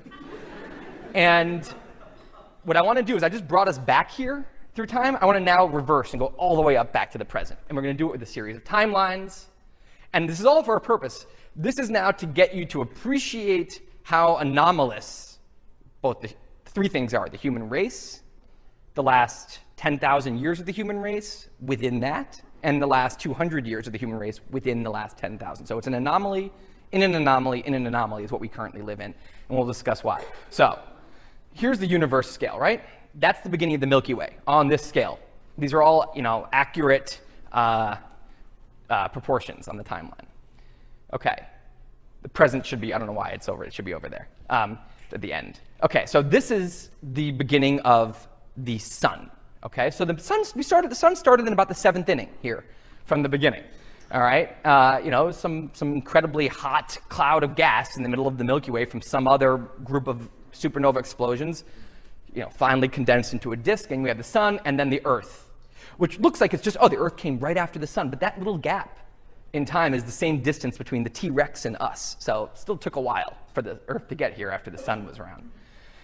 Then life starts, so it took about 1 billion years. But then we get to life, okay? So life has been around for a while. I mean, that's the Big Bang, and life's pretty big on that scale. So now let's just take the life part and extend it out, okay? So we have 3.6 or so billion years ago. Maybe 3.8, depends on the estimate. So you have the first simple cells, first complex cells. That's 1.6 billion years. Now, this is one of the reasons that, I don't know if you guys know what the great filter is, but it's this theory that some people think, when we talk about the Fermi paradox, why we don't see aliens, some people think we may be alone in the universe. And other people think that's crazy. We couldn't be alone. But there's good arguments on both sides. Honestly, at this point, I've heard so many good arguments, I don't know what I think. If we're alone in the universe, truly, which, again, it sounds crazy, but Eric Drexler, have you heard of him? Founder of nanotechnology, really smart people are convinced that we are alone. Not just the only intelligent life, perhaps the only life at all. But if we're the only intelligent life, a lot of people think there must be a great filter. There's some step to get from nothingness to us that is incredible freak incident to happen. So freak that it's only happened once. And one great candidate for the great filter is the jump from simple cells to complex cells, because scientists aren't exactly sure how that could have happened. I mean, it's just so incredible that happened. Now, on the other hand, going from complex cells to multicellular life is not a candidate for the great filter. Why? Because it's happened like 70 times on Earth alone. In our history, this has happened many, many, many times. So they know that that's not an unlikely thing to happen once you do have complex cells. Okay, then we get to animals. Okay, 600 million years ago. So that's a lot of green, dark green, before we even get to animals. That's just boring time to be on Earth. There's just bacteria in the ocean, essentially, for that whole time. Okay, you wouldn't have even noticed life if you were here. But now we have this Cambrian explosion. We have all these animals. Let's extend that and look at that. Okay, so the first animals, we have the first fish, first land, plants, insects, crash the party and ruin everything. We have the first reptiles. Then the reign of the dinosaurs. You got to give them some credit. 165 million years is an insane run, given that we've been around for 0.1 million years. It's just, they had a good time there. And then you have mammals, started a little bit after, but it wasn't until the dinosaurs were extincted by the asteroid that mammals were able to actually flourish and become the boss around here, because they were always second-class citizens when the dinosaurs were around. Now, that human divergence from apes I talked about, that 6 million years when one of these animal species started to change in a way that would change everything for everyone on Earth. That was not till this tiny little sliver. So that's the very recent history. Let's extend that little sliver all the way out. Okay. So now we have the last 6 million years. We have the Stone Age. This is human history. And that's 100,000 years. Some people, that's a really distant, ancient human history is just in there. Let's extend that out. Okay? So now we have the last ice age, glacial period ends. And here we have the agricultural area, the agricultural revolution. And that's when, for the first time, humans congregated into cities. They congregated in big groups, and all this culture flourished, and all this knowledge happened because we could compare notes. We had this collective intelligence. One person learned something, and he can explain it to all the other people in the civilization. And so very quickly, humans progressed. This was a huge leap for humanity. And opening that up in the last 10,000 years, you have the oldest evidence of writing. So this is when written history begins. Everything we know is the absolute most ancient history started here, okay, at this pink part. So you have the Bronze Age here, and then you have ancient Egypt, which is, again, really long reign, almost 3,000 years. That's an incredible run that they had. This is AD, talking like incredibly recent history now. The Roman Empire, which was nothing compared to the ancient Egyptians, the Middle Ages, and here we have the history of European imperialism. This is when all that started. None of that started. Everyone was just living and doing their own thing in their own place until this little part, when suddenly that changed. This is so new. The concept of nations with drawn borders around them, and colonialism and imperialism and all of that is incredibly new. All the nations we know that are so famous, they all started at the nations that we know in this tiny little era. We might be in the nation era. We might look back in time and say, oh yeah, that's when humans lived in these nations with borders. This might be a phase we're in. We don't know. It just feels so normal to us, but that's the theme of the night that I want you to think about, is the concept of what feels so normal to us. So much of it is a crazy anomaly, and we just are inside of it, so we can't see it. Okay, now what is that black part? That's where the Industrial Revolution happened. This is the Industrial Age. That little tiny black part, which is a part itself of this little tiny purple part, is where so much incredible stuff has happened. And that is the third anomaly. That's an anomaly within this thing, which is an anomaly within human history, which is an anomaly within all life history. And you can just look at human history here and appreciate that blue is AD there. So this is what we're talking about here. Now, the Industrial Revolution, within there we have the last 200 years, which is a period I'm about to focus on. So I want to think about the last 200 years, 1816 to 2016. That's the red. Okay, and I just did all of that so that you guys could just kind of get in the zone with me of appreciating how incredibly small a period of time that red is. So even within the tiny, tiny human history, which is incredibly small, the red is 1/500th of human history. It's 2 out of 1,000 centuries. So this is 1,000 centuries, and that's the last 2, 0.2%. Let's just look at the difference between the pink and then the little red. The pink, you want to go somewhere, you walk, you run, you maybe take a boat, a sailboat, and that's about it. Maybe a horse takes you somewhere. In the red, cars, planes, we can go to the space station, we can go to the moon. That's not normal. All of that happened in the red. How about population? We lived in the pink under 1 billion people, the entire pink. All of human history. Under 1 billion people, for most of it well under. In the red, we've crossed the 1, 2, 3, 4, 5, 6, and 7 billion person marks. Crazy. Okay? In the pink, we're barely using any energy as a species the entire time. The whole fossil fuels era, which is what it is, it's an era that we're in the middle of, all happened in the red. All the changes we're making to the atmosphere, that all happened in the red. How about communication? You could send a letter. That's about it. Maybe, and then books were a huge revolutionary thing that happened like just before the red. That books is incredibly new. But in the red, suddenly, we have the internet. We have mobile phones. We have Skype. We have TV. We have radio. And it's dramatic. And you have to do a lot of hard thinking about this very obvious, when you think about it, fact, in order to just have it kind of sink in that this is a crazy time to have been born. Crazy time to have been born, but we don't, in our normal lives, we are programmed as tribal creatures to grow up and say, this is normal. This is my parents and my grandparents. We're all living in this world. This is life. Because that's what it was. We evolved in a world where that was the case. The life you lived was probably the life that 10 generations back and 10 generations ahead will also live, essentially the same thing. Maybe some new farming techniques. you guys discover. Basically, nothing will change. That's who we are. And now we live in this world where our parents, one generation, can't even understand our technology. Grandparents, forget about it. You're not going to be able to understand your kids' technology. It's just going to be really hard. You might be able to a little bit, but you won't be that good at it, and 2 generations later, forget about it.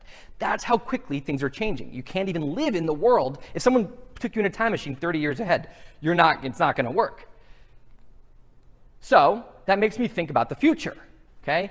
If we're here, and we've been moving up pretty quickly, it's been going up pretty quickly in human progress, and it feels like this is normal, there's a lot of reason to believe that we really could be on one of these things, that we could be very close an extreme change. Now, you've heard a lot about this and talk of Ray Kurzweil style, theories about the singularity, and some people, mock that. But if you think about logically, it's kind of the only thing that makes sense. Now, our intuition, because of this tribal nature, tribal is linear. Okay, the progress of the last 10 generations was probably going to be about the same as the progress of the next 10 generations. But as the species gets more and more advanced, you have something called the law of accelerating returns. A more advanced species can make progress quicker than a less advanced species. We probably made a lot more progress, for example, in the 19th century than we did in the 15th century overall. But if you get to this point, it starts accelerating, and our predictions get very wrong very quickly. So if we're here, and someone said, okay, well, when people think about what's the world going to be like in 2100, 84 years ahead. Well, you think 84 years back to the 1930s or so, and you think, well, okay, well, what's happened? Our intuition is to kind of apply what we've done since then and add it to the future, which would be this kind of trajectory based on the past. A savvier person might say, well, actually, if you look at the last 20, 30 years, cell phones, the internet. There's just been so much dramatic change, that Large Hadron Collider, all this stuff. You might say, okay, well, let's base our trajectory on the slope that's happening now, okay? Both of those are pretty wrong, right? Those are going to underestimate the future. What you have to do is think exponentially, which we're very bad at. We're born to think linearly. You have to think about this, which is why the correct prediction is going to be far, far more. Ray Kurzweil believes that it's so extreme. He thinks that 1,000 times the progress of the 20th century will be made in the 21st century, 1,000, because he thinks that one 20th century happens in the first 15 years, then 7 years, then 3 years, and it just kind of goes like that. And exponentially, you very quickly are doing a 20th century of progress more than once a year, then more than once a month, and you very quickly get to 1,000 times. Now, that's obviously, he's on very one side of the spectrum with his predictions, but it's not that crazy when you think about how exponential growth works. So one of the things I do in writing is I try to figure out what is going to make it this shape, this crazy shape.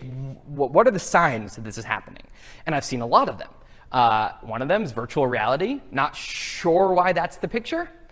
But I'm sure some of you have had a chance to try VR or augmented reality, which is kind of when you see your world, but there's a layer in front of it giving you more information, or something in between called mixed reality, which is not just a layer in front of your world. If I'm in augmented reality and I see you and then I see information about each of you next to your little face, but then I put my hand in front of this and I still see the information here because it's a layer on top of what I see. Mixed reality, there could be a ball underneath this table that I see in my goggles. It's not really there. And if I go over here, though, I don't see it anymore. I have to actually look under the table. It's actually positioned in real space.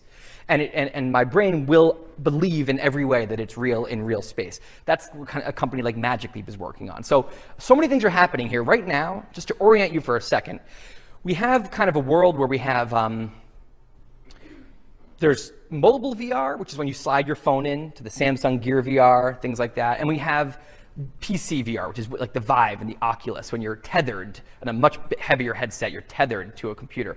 And those are the two things. One's kind of the high-end one, and one's kind of the cheaper one that can get to lots of people quickly. Facebook is engineering a third that's going to be, I believe, the real solution, which is a standalone, meaning it has kind of almost the power of a PC computer, but you're not tethered to anything. And instead of with the PC, you have base stations mounted on the wall, so you have your headset and you can walk around because the things are seeing you. So the cameras are looking at you and registering where your headset is. That's called outside in. What Facebook is working on is something called inside out, where the thing itself can register radar the room and you can walk around a house and it knows it can quickly render where all the walls are. So that's really, really intense technology, and you need battery technology to get better, and you need heat dispersion technology to get better, and you need processing power. But everyone I've talked to at Facebook believes that that's going to become a thing where we'll all be on the subway. Instead of pulling out your white iPhone headphones, you'll pull out your little thing that'll just slap on, earbuds go in, and everyone's just in VR with nothing, no cords. Maybe in 5 years, maybe in 10 years. So really incredible. And then you start thinking of all the things that can happen in the world. You have training, you have entertainment being revolutionized, you have communication. It'll invade the world of transportation. People won't need to travel as much. You can work anywhere, you can work with anyone, you can spend much more time with your family and friends who don't live near you. The revolution says that. It can help with empathy. There's already been kind of a very simple version done where you can go to a Syrian refugee camp, and just being there in VR, just suddenly you just want to give money, you just want to help because your empathy, because you remember that everyone's a human. You can have a classroom of third graders, lower middle class students in Missouri who never would have left the country, go on field trip with a classroom of Chinese students, and they can go to the moon together, and they can speak to each other, and they speak in their language, and it comes out in the other one's language. I mean, it's really, really cool. And what does that do for xenophobia? I mean, it just keeps going. The more you think about VR, you're like, oh my God, it's going to change this and this and this. So that's going to be a huge thing. It's going to kind of give us superpowers. But then you think, okay, well, so I can go anywhere. I can go back in time. I can be standing on the field during the World Cup, live soccer going around me because I'm in VR, and I have superpowers, right? I can go to the moon. I can go anywhere. I can go to Jupiter. But you take off the mask, and I'm still a dying animal. Bummer. And we get to the next question. Well, what's happening there? There's all kinds of things going on with life extension. Incredible things going on. You have technologies like CRISPR and other kinds of genetic technology. You have nanotechnology that's going to allow us to do amazing things with health. And Mark Zuckerberg is one of many very powerful, very forward-thinking entrepreneurs whose one of his goals is to cure every major disease by the end of the century. And that's such a big deal because, first of all, right now, if you think about going, you went back, 200, 300 years ago, you hear about, oh my God, yeah, just like their daughter would die of dysentery, and then they would, and they would just like, again, they would lose child in childbirth, and people would just, their young wife would die of this, and it sounds so horrible. First of all, a lot of the world is currently living like that. Second of all, the future will look at us living like that, be like, yeah, they used to just die at 85 of cancer, of heart disease, of stroke, of Alzheimer's. It's going to seem barbaric. It's going to seem like a horrible time. But we're in it, again, so it's hard to see the time you're in. I believe this is all going to really change.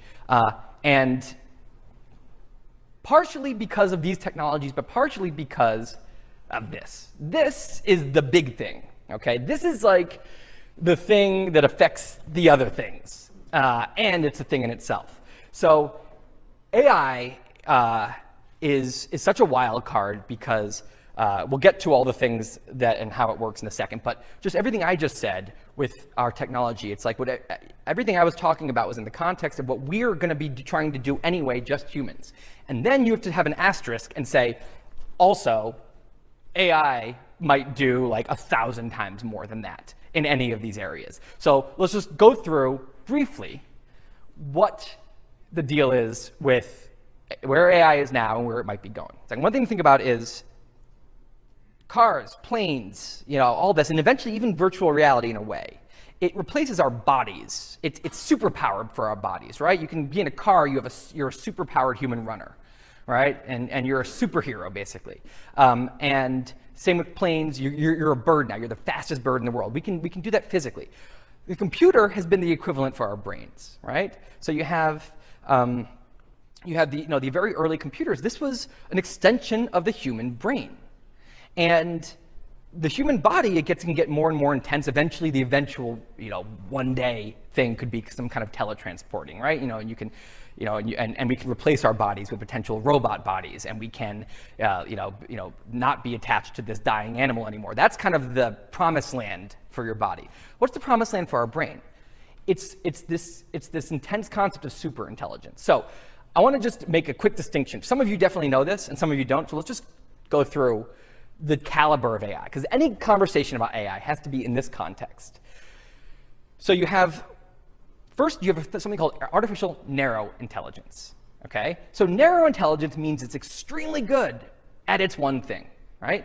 You have Pandora is great at its one thing. When you go on Amazon, it says people who bought this also bought this. That's an AI doing way more than it's a super-powered human at that one thing. When you buy airline tickets, that price is set by an AI. The gate you fly into when you land is set by an AI. Your phone is packed with it. Google Maps, okay? Google Search. You can go on and on. The military uses AI. Your car uses AI. It's the stock market, stock trading uses AI, but it's all narrow intelligence. It's all specialized at one thing, okay? You've probably heard of AlphaGo, the Google DeepMind Go player that beat the Go champion. That's an extremely complex game. Narrow. It's really good at that. Don't ask it dating advice. It's not going to be helpful. And so, the founder of the guy who coined the term AI, John McCarthy, he says, no one calls it AI once it works. And that's why we don't think we live in a world of AI, but we do. You guys are more savvy, you might, but most people don't realize we live in a world run by AI, but it's narrow. Now, remember I talked about, the concept of narrow, but superhuman, okay? So picture like a long pillar, okay? It's really good, but it's narrow. General intelligence is what humans have. We don't have super intelligence in anything, like all this AI does, but what we do have is breadth, okay? We don't have the depth, but we have the breadth. We can reason, we can learn from experience, we have social skills, we have wisdom, we have creativity, you can go on and on. We have this incredible breadth of intelligence. We're smart in a way that no computer has ever been. Computers have narrow intelligence, they're not smart across the board like a human.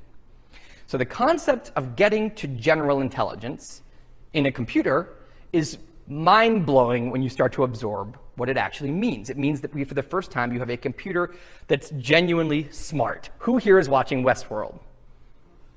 Yeah, it's kind of scary, right? It's a little freaky. And of course, there's a lot of movies about this, but most of them make some mistakes in how they portray this. And we're going to talk a little bit about that. So first question is, how do we get from ANI to AGI, artificial general intelligence, okay? With the last step being superintelligence, which we'll get to. So it's a challenge, and it's a challenge for non-intuitive reasons. A lot of what we think is easy is actually what's hard to make in an AI, and a lot of what we think is hard is what's actually easy. And the reason is, things that we think are hard is that we're not naturals at them, like engineering and calculus. Okay, those things are hard for us because we just kind of invented them as a species. We just discovered them. We're just trying to wrap our heads around them. It's easy to program a computer at what we do by thinking really hard, because a computer's better at thinking than we are. What's not easy are things that are easy for us because we've been programmed by 3.8 billion years of evolution to be good at it, like walking. This is really complex physics. I'm falling every step, and it's easy. If I want to reach up to that microphone, I can do so like this, and it's no problem. That's a XYZ three-dimensional space that my hand is moving in the perfect dimension, the perfect direction, with multiple joints all moving at the same time. It's a marvel of physics that I'm doing this, a marvel of engineering that I'm doing this. And that kind of thing is incredibly difficult with an AI. Vision, okay? You can see me, it's no problem. You know what I am, you can render what that is, but AI just sees two-dimensional pixels, a big collage of them. Not easy. So you have to think about that. So for example, you want to take an AI and say, I want you to beat the world chess master in chess. And AI is like, yeah, okay, they look at the chessboard, can brute force that maybe. Yeah, I got it. No problem. You say, okay. Next, I want you to read these words. And he's like, shit. It's like, you wanted me to read the words? Why did you put a line through them?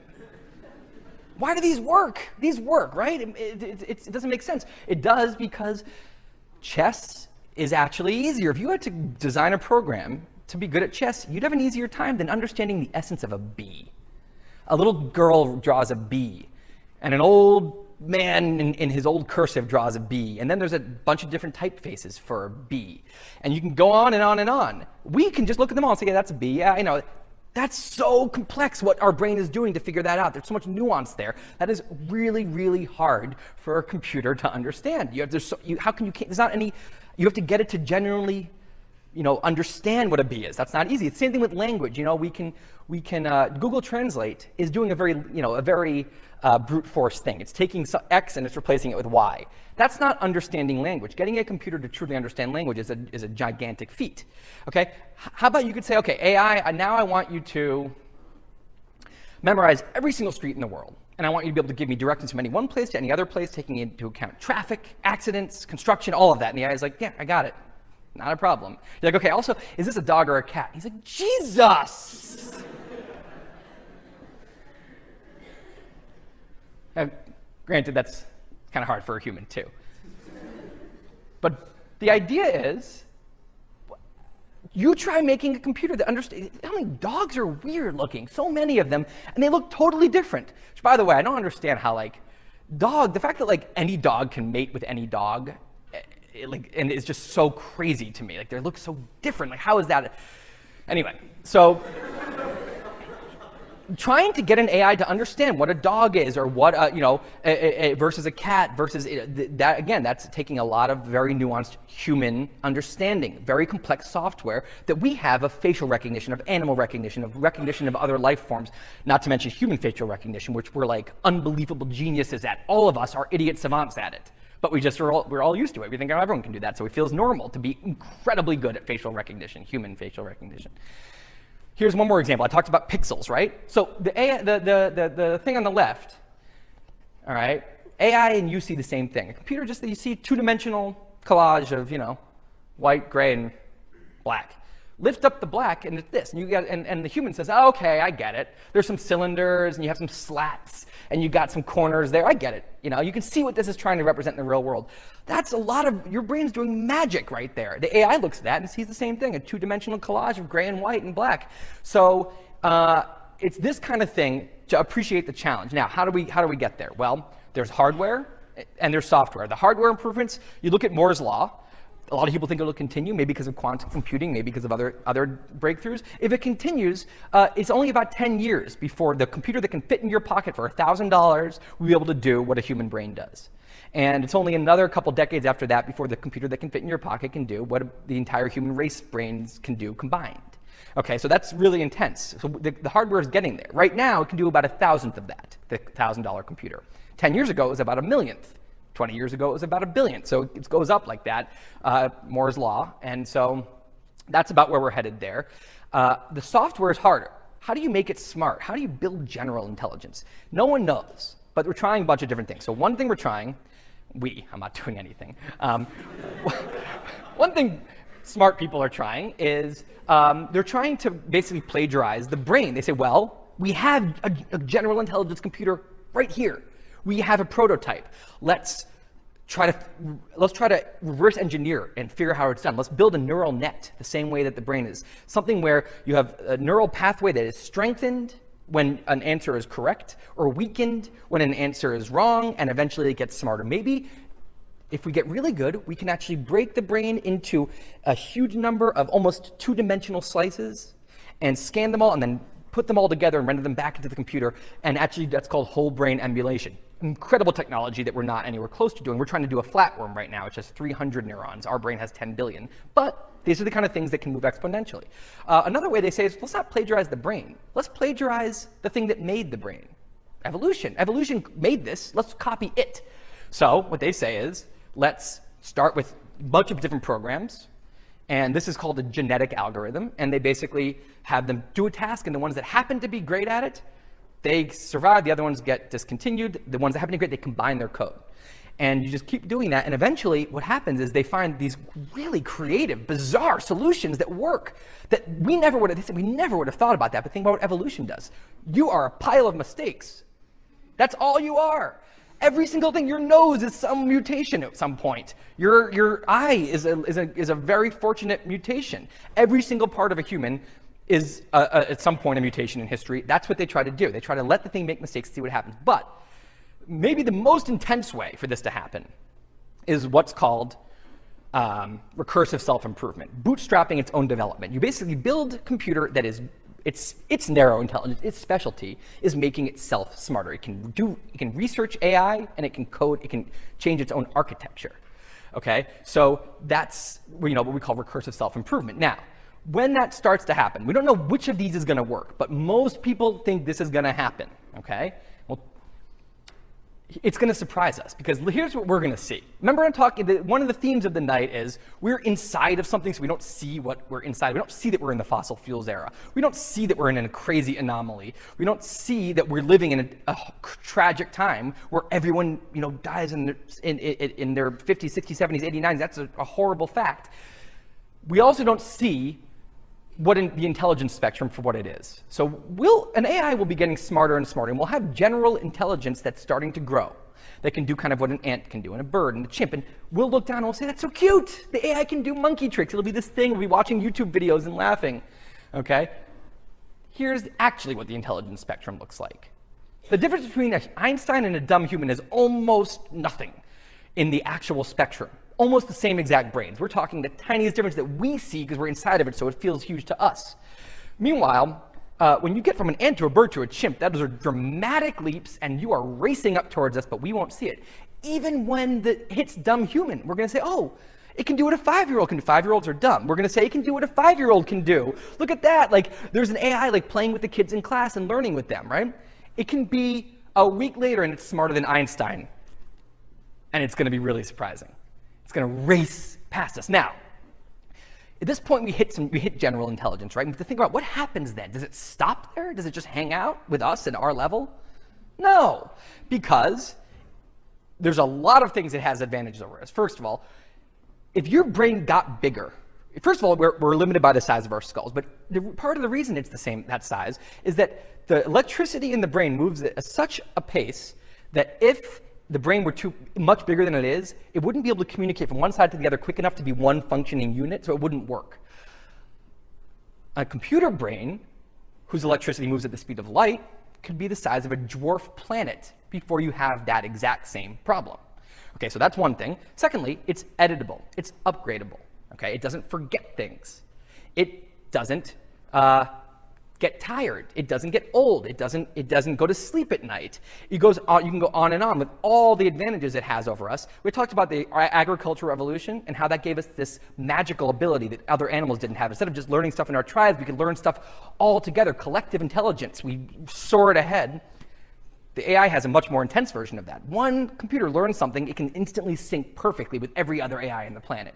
So for all these reasons, we believe that this era might go very, very quickly. This is when things get intense. Let's talk about this. So we've got this. Oh, so fun. Love these things. Okay, so this is my intelligence staircase, okay? So we've got your ant and your chicken and your ape and your human here, all right? Now, just as an analogy here, so just say you have an AI that has gotten up to here, and it can get itself just a little smarter than Einstein. Now, Einstein's a pretty sick computer scientist, if that's what he dedicated his career to. He would have been real good at that, right? So now it makes itself smarter than Einstein. Now it's the smartest thing that's ever lived. It makes itself way smarter, and before you know it, it's up 2 full steps above us. Now, same distance that we are to this chimp, okay? Just think about how big a deal 2 steps is. Chimps are damn smart. Their brains look a lot like ours on a table, okay? Their DNA is like 99% the same as ours. And yet, if we're in a battle with them, put them in a cage, what are you going to do now? You're in a cage. Oh, and I have a taser and a gun, and I can poison your food, and you have no power, and I'm God to you because of these 2 steps. 2 steps, we can play complete God to this creature. We own that creature, we can do whatever we want. We could extinct them if we really wanted to, okay? That's 2 steps. Now, think about it, it gets even crazier, because not only is it power, it's also understanding. Not only can this beautiful room we're in, right? Not only can a chimp not build it. If a chimp were here and you tried to explain, we made this, you can't even get that through. If you showed it a skyscraper or a plane in the sky, and you say, that's not a bird, we made that, you can't even get that thought across because it just doesn't have the cognitive capacity to understand that kind of thing. So we're talking 2 steps above us. If you look at a similar analogy here, not only can we not build what it can build, we won't even get that it built it even if it tries to explain it to us. That's a really crazy, pretty intense concept. Now, how good a computer programmer is this guy? What does he do? He just starts jumping up the steps, and before you know it, he's there maybe an hour later, and this whole last slide's down there. What the heck? hell. We have a word for, 100, we call 85 IQ we call stupid. 135 IQ we call smart. We don't have a word for 500,000 IQ. It doesn't mean anything. We have no concept of what this will be like. This is what we call artificial superintelligence. And it's just completely beyond our grasp. If you try to imagine what it's going to be like, it's like a monkey trying to understand what that airplane up there is made of and what it does. It's just not going to happen. It's not possible. So all we can do is say, well, let's hope this turns out well. So first question, when is this going to happen? Okay. They surveyed a bunch of AI experts. Some of these are not all optimists. Some of these are more skeptical than the average person. And the median prediction, the question was, when is it more likely than not that we have AI and this general intelligence and superintelligence on this planet? When does it hit that 50% mark where you'd bet more on it than against it? And it came out to 2040 and 2060, when a lot of us are going to be alive. Yeah, pretty intense. And then the next question is, so we have God here coming soon, right? Whether you're religious or not, there's God going to be here. And then we ask, is it going to be a nice God or is it going to be a mean God? Pretty important question. And a lot of people think it might be a nice God, in which case you end up with this situation. This is Ray Kurzweil. This is Peter Diamandis. This is the guys at Google. This is a lot of people that feel very, very excited. This is Zuckerberg. They say, look, we're going to figure out how to make this safe and it's going to be amazing. And then if you think about it, just the smallest bit of intelligence above us and hard problems become easy. A bigger difference in intelligence above us, all problems become immediately easy. As much as you try to have a monkey trying to open a padlock. They can try to open a padlock for 100 years. It's not going to happen. We could look at it for 6 seconds and open it if there's instructions written there. Same idea here, right? And so talk about things like disease and climate change and poverty and all of our big problems, no problem anymore, right? And a lot of people have a lot of reason to think there's good arguments why this can be done safely. And there's some thought going into safety, but not as much as it's going into development. Now, the people who are nervous are not usually the developers. They're the philosophers. They're some of the people behind the scenes. And they're worried that we're a bunch of kids playing with a bomb. So Elon is one of these people. Stephen Hawking is one of these people. Nick Bostrom. There's a lot of people out there writing about why they don't see a good reason to believe that we're not going to botch this. Because think about software. The first versions are pretty buggy, right? What happens if this is buggy? Now you have God is buggy. It's unfortunate. And just say they have this one horror example. They say this is just how people think it's going to be evil. It's going to have an ego. It's going to want to take over like the Terminator. It's not how it's going to happen. That's anthropomorphizing the AI, right? That's applying human value to something that's not human. It's still going to be a computer, which is part of what's scary. You think anything that gets smart as we are, is going to be empathetic, right? It's going to understand good and bad, right? Well, why? We understand good and bad because it was evolutionarily advantageous for us to understand good and bad. The tribes that had morals, that had empathy, that had altruism, they survived, they cooperated. That's who we are. We're the descendants of those people. Okay? Empathy is a very nuanced human emotion. Valuing human life is a very specific value. Okay? It's a very, very, it's, if you try to say to an AI, even if you could try to get it to say, okay, do what's good, you figure it out. It's going to say, well, there's one species that's killing a lot of other species. Let's get rid of them. So no, don't do that good.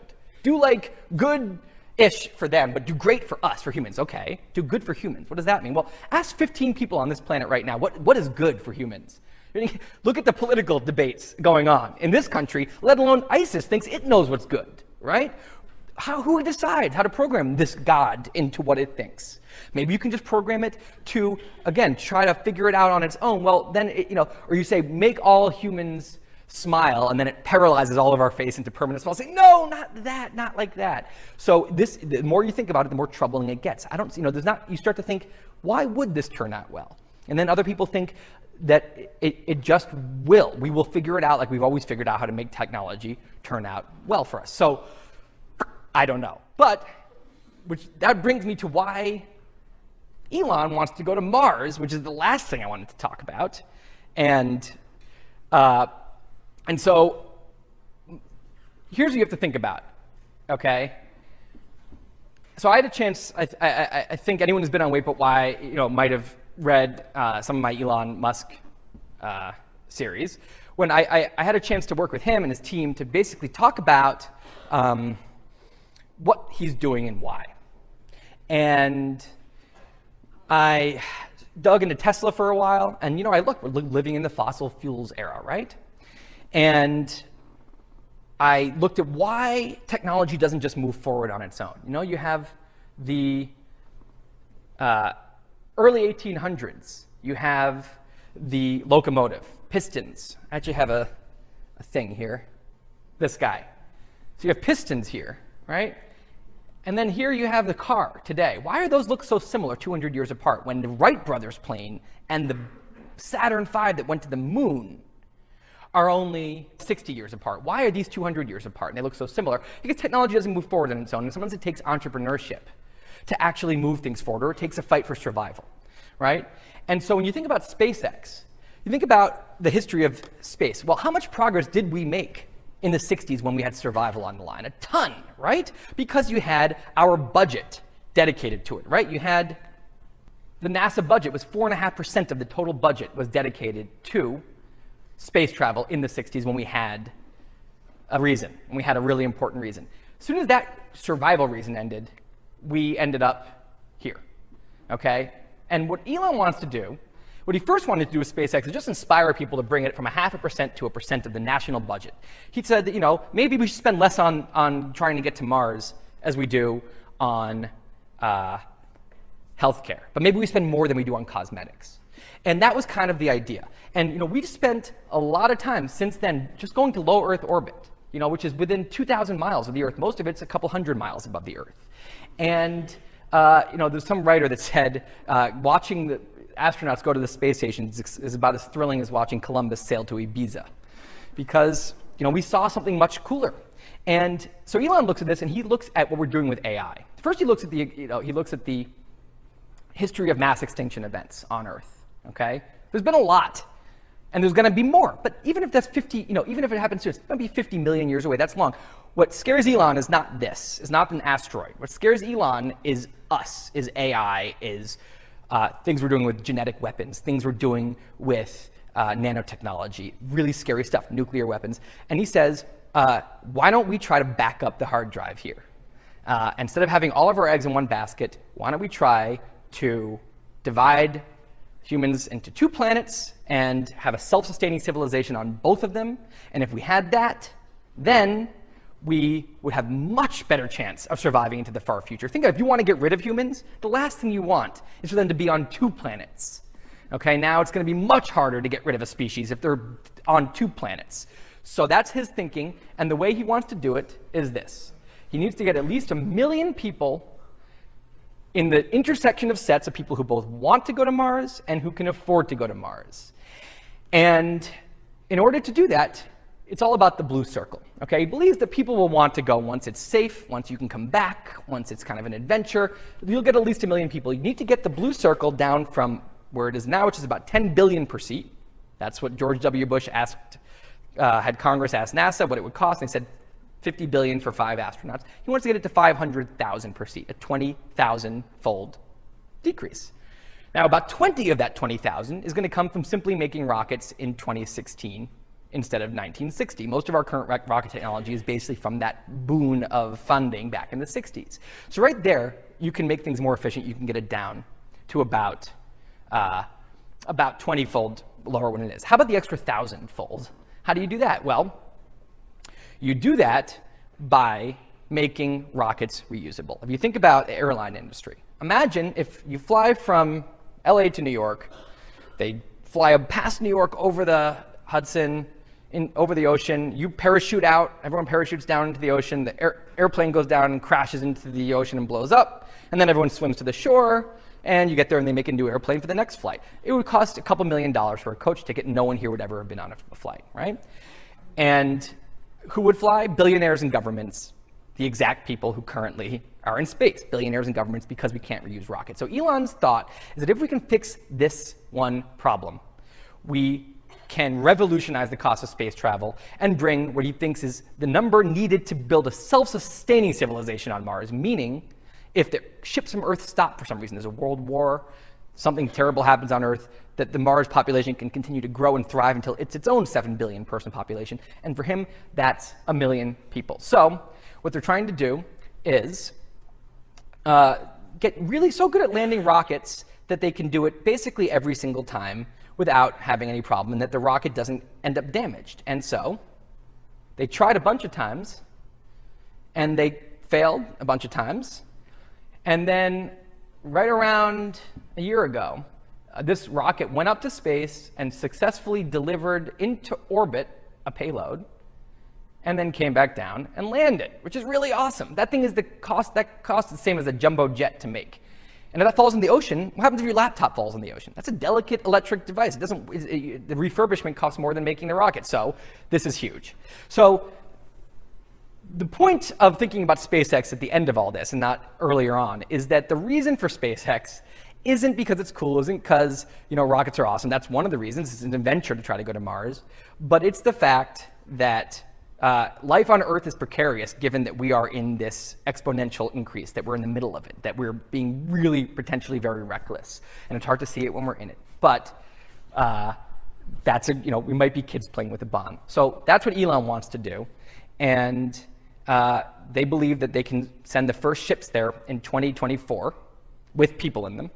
And I just want to show you the size of the ship because it's extremely, extremely rad. It's the size of a skyscraper. That's a house at the bottom. That thing at the top is the spaceship. That alone is 16 stories and can fit 300 people.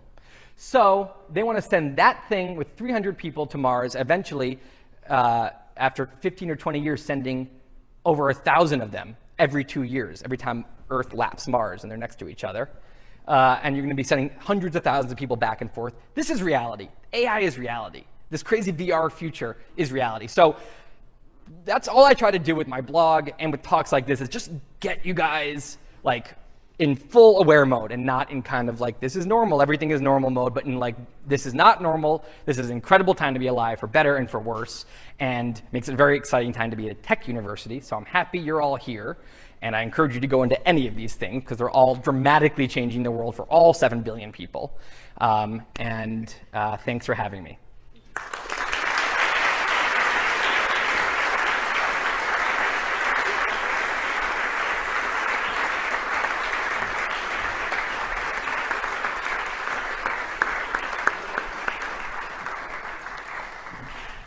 I hope you agree that I was right when I said fasten your seatbelts.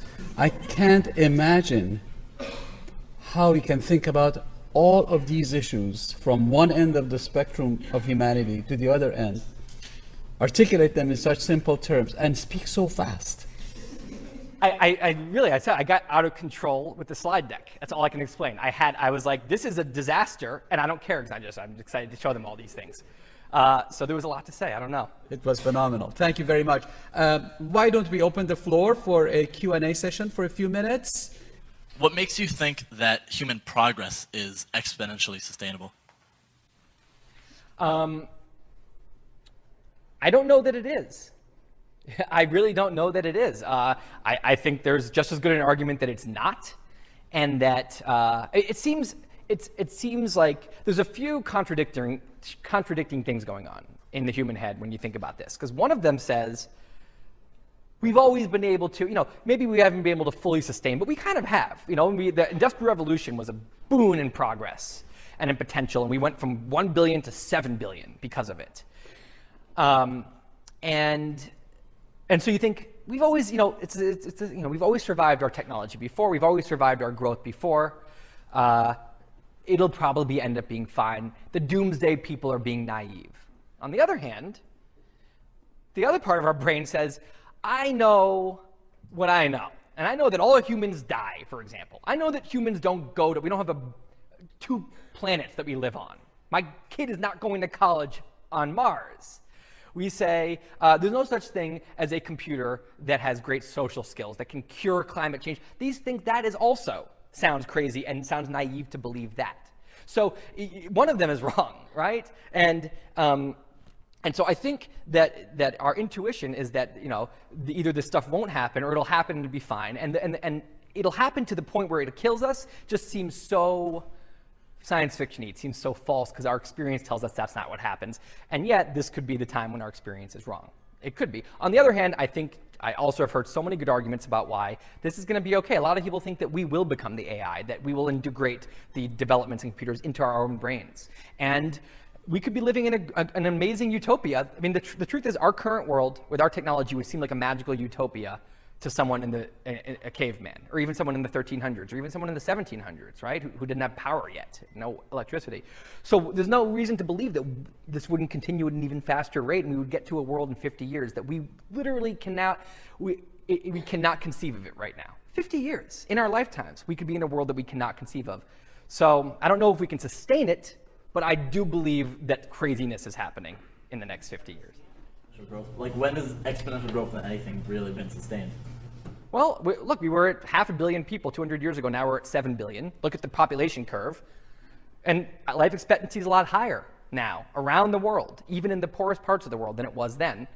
I mean, it's not going to continue, though. You can't, sustain that. But I'm saying, well, so far we've done an okay job, and we could all fit in New Zealand, as I showed you, so we can keep going.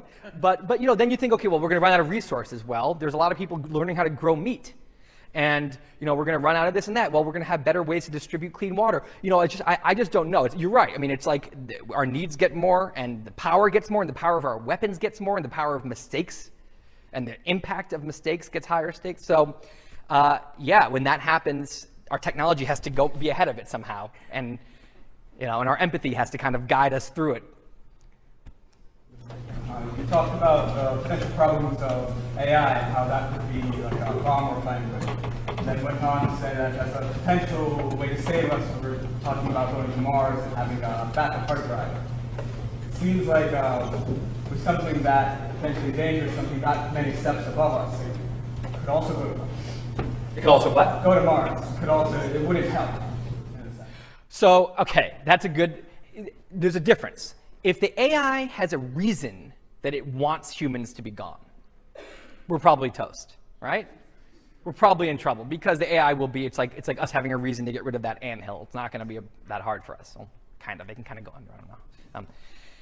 So if there's some very intelligent thing that wants to kill us, or there's some extremely intelligent bad force of humans that has a biological weapon and they want to do something, that could be in trouble on both planets.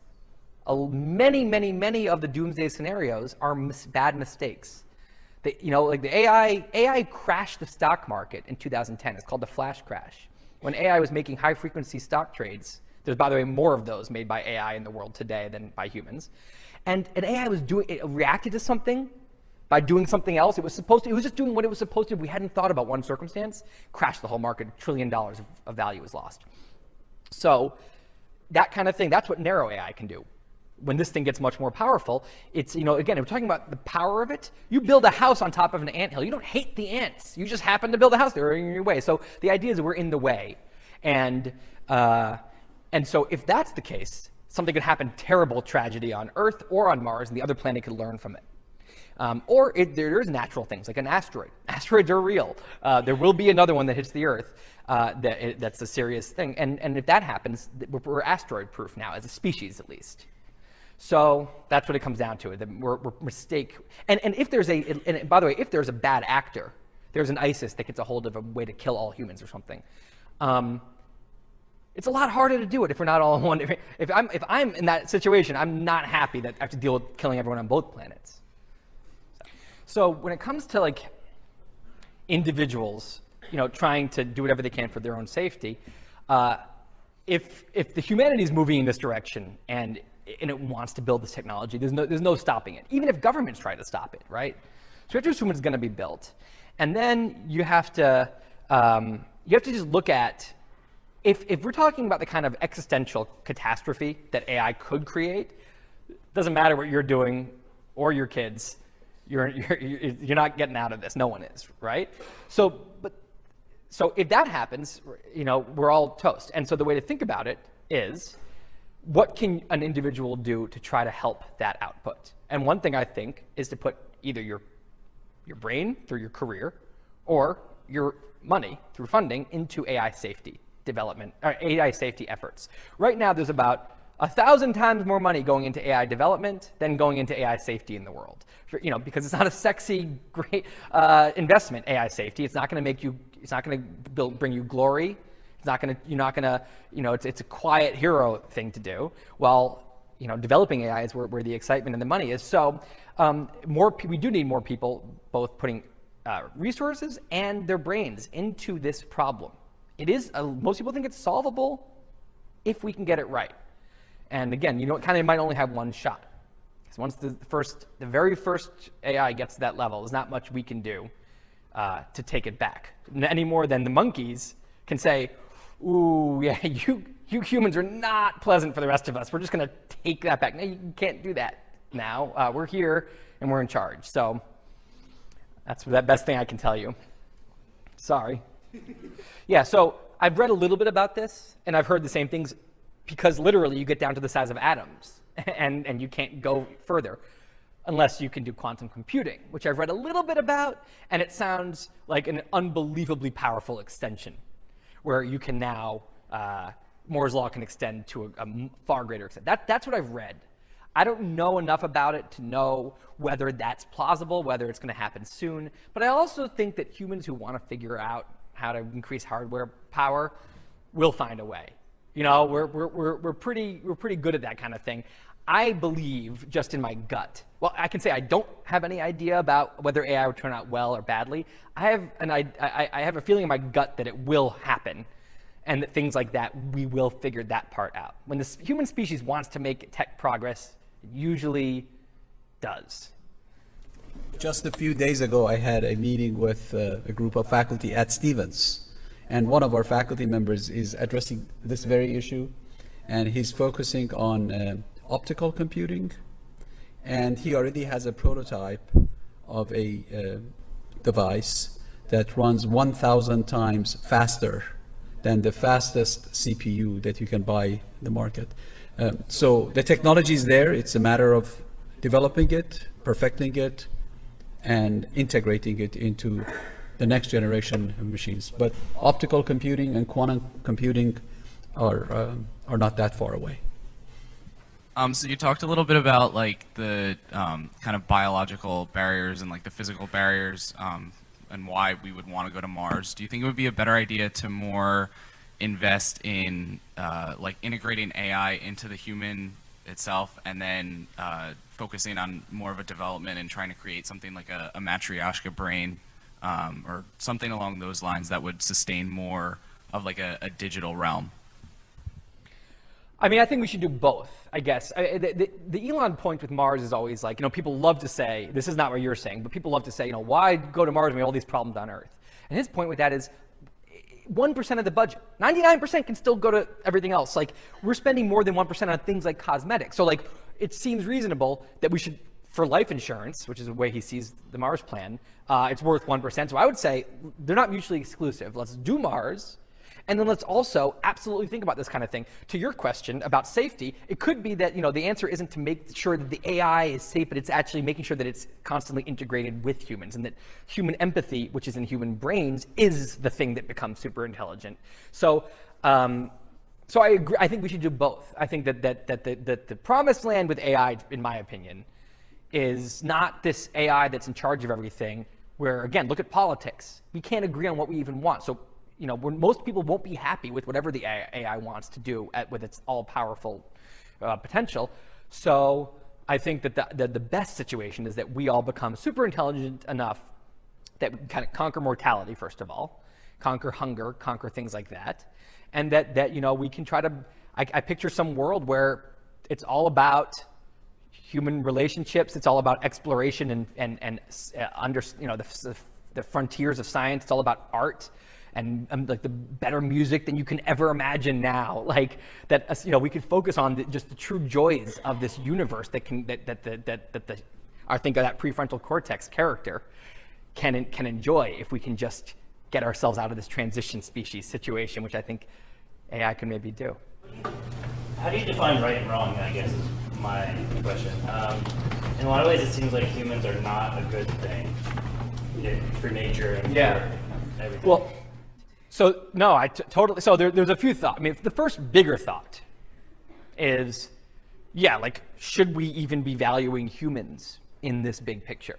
A lot of people think that we're kind of like the chain that goes to the AI chain link. That we're like the link before the next link, and we've done our part. And you know, some people think that the universe is teeming not with biological super intelligent life, but with artificial super intelligent life, and that all of it is like the way AI comes about. It's like birthed from this like gross biological like growth that happens on the planet, and that like a planet basically grows biology, which is like a womb, and then eventually it spawns the real thing, AI, which goes into the universe and has philosophical debates with other AI and talks about its own, you know, womb that it's from and how it killed all the people there.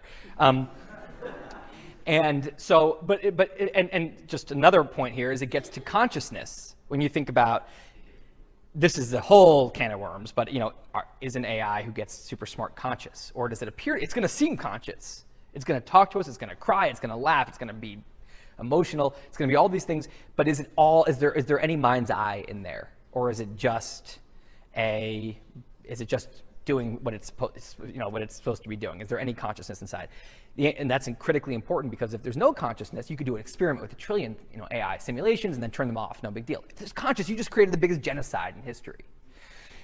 Some other people think if it's conscious, you know, we think that, look, if you're going to choose between killing a chicken and a human, you'd always kill the chicken. Why? Because the chicken's less sentient, less intelligent. We think that being more intelligent makes our life more valuable, more important. And I think that's kind of fair. We have more capacity for suffering and for joy. So an AI if it's conscious and is genuinely smarter than us, if you want to be super philosophical about it and take a step back, you say, yeah, it's more important than us. It's more important that it survives and is happy than that we are. So that's kind of a big question. Then, you know, you're talking about also we're just being bad for the earth, we're bad for other animals. You know, so there's all these debates about that kind of right and wrong. I think most people developing it aren't thinking that. They're thinking, how can we make this good for us? Because, you know, we were built to self-preserve, and I think we're probably going to keep trying to do that. But the best thing I've heard for how do you program right and wrong in something where we can't even decide, and we're in the dark ages still. People are going to look back in this time for many reasons and say we're primitive. We're primitive people still. And I think that what I've heard is, you know, people want to program the AI with basically the core coding, do what we would do if we were better. Figure out who we are and where we're going and where we will be one day when we're better, and do that. It's kind of sad, but it's also kind of potentially the best way. I wanted to thank you on behalf of the entire Stevens community. You gave a wonderful, really mesmerizing talk. Thank you so much. I have a little...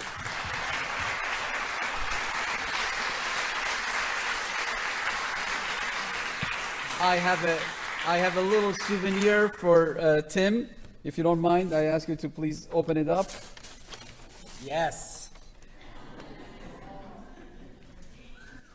Thank you again.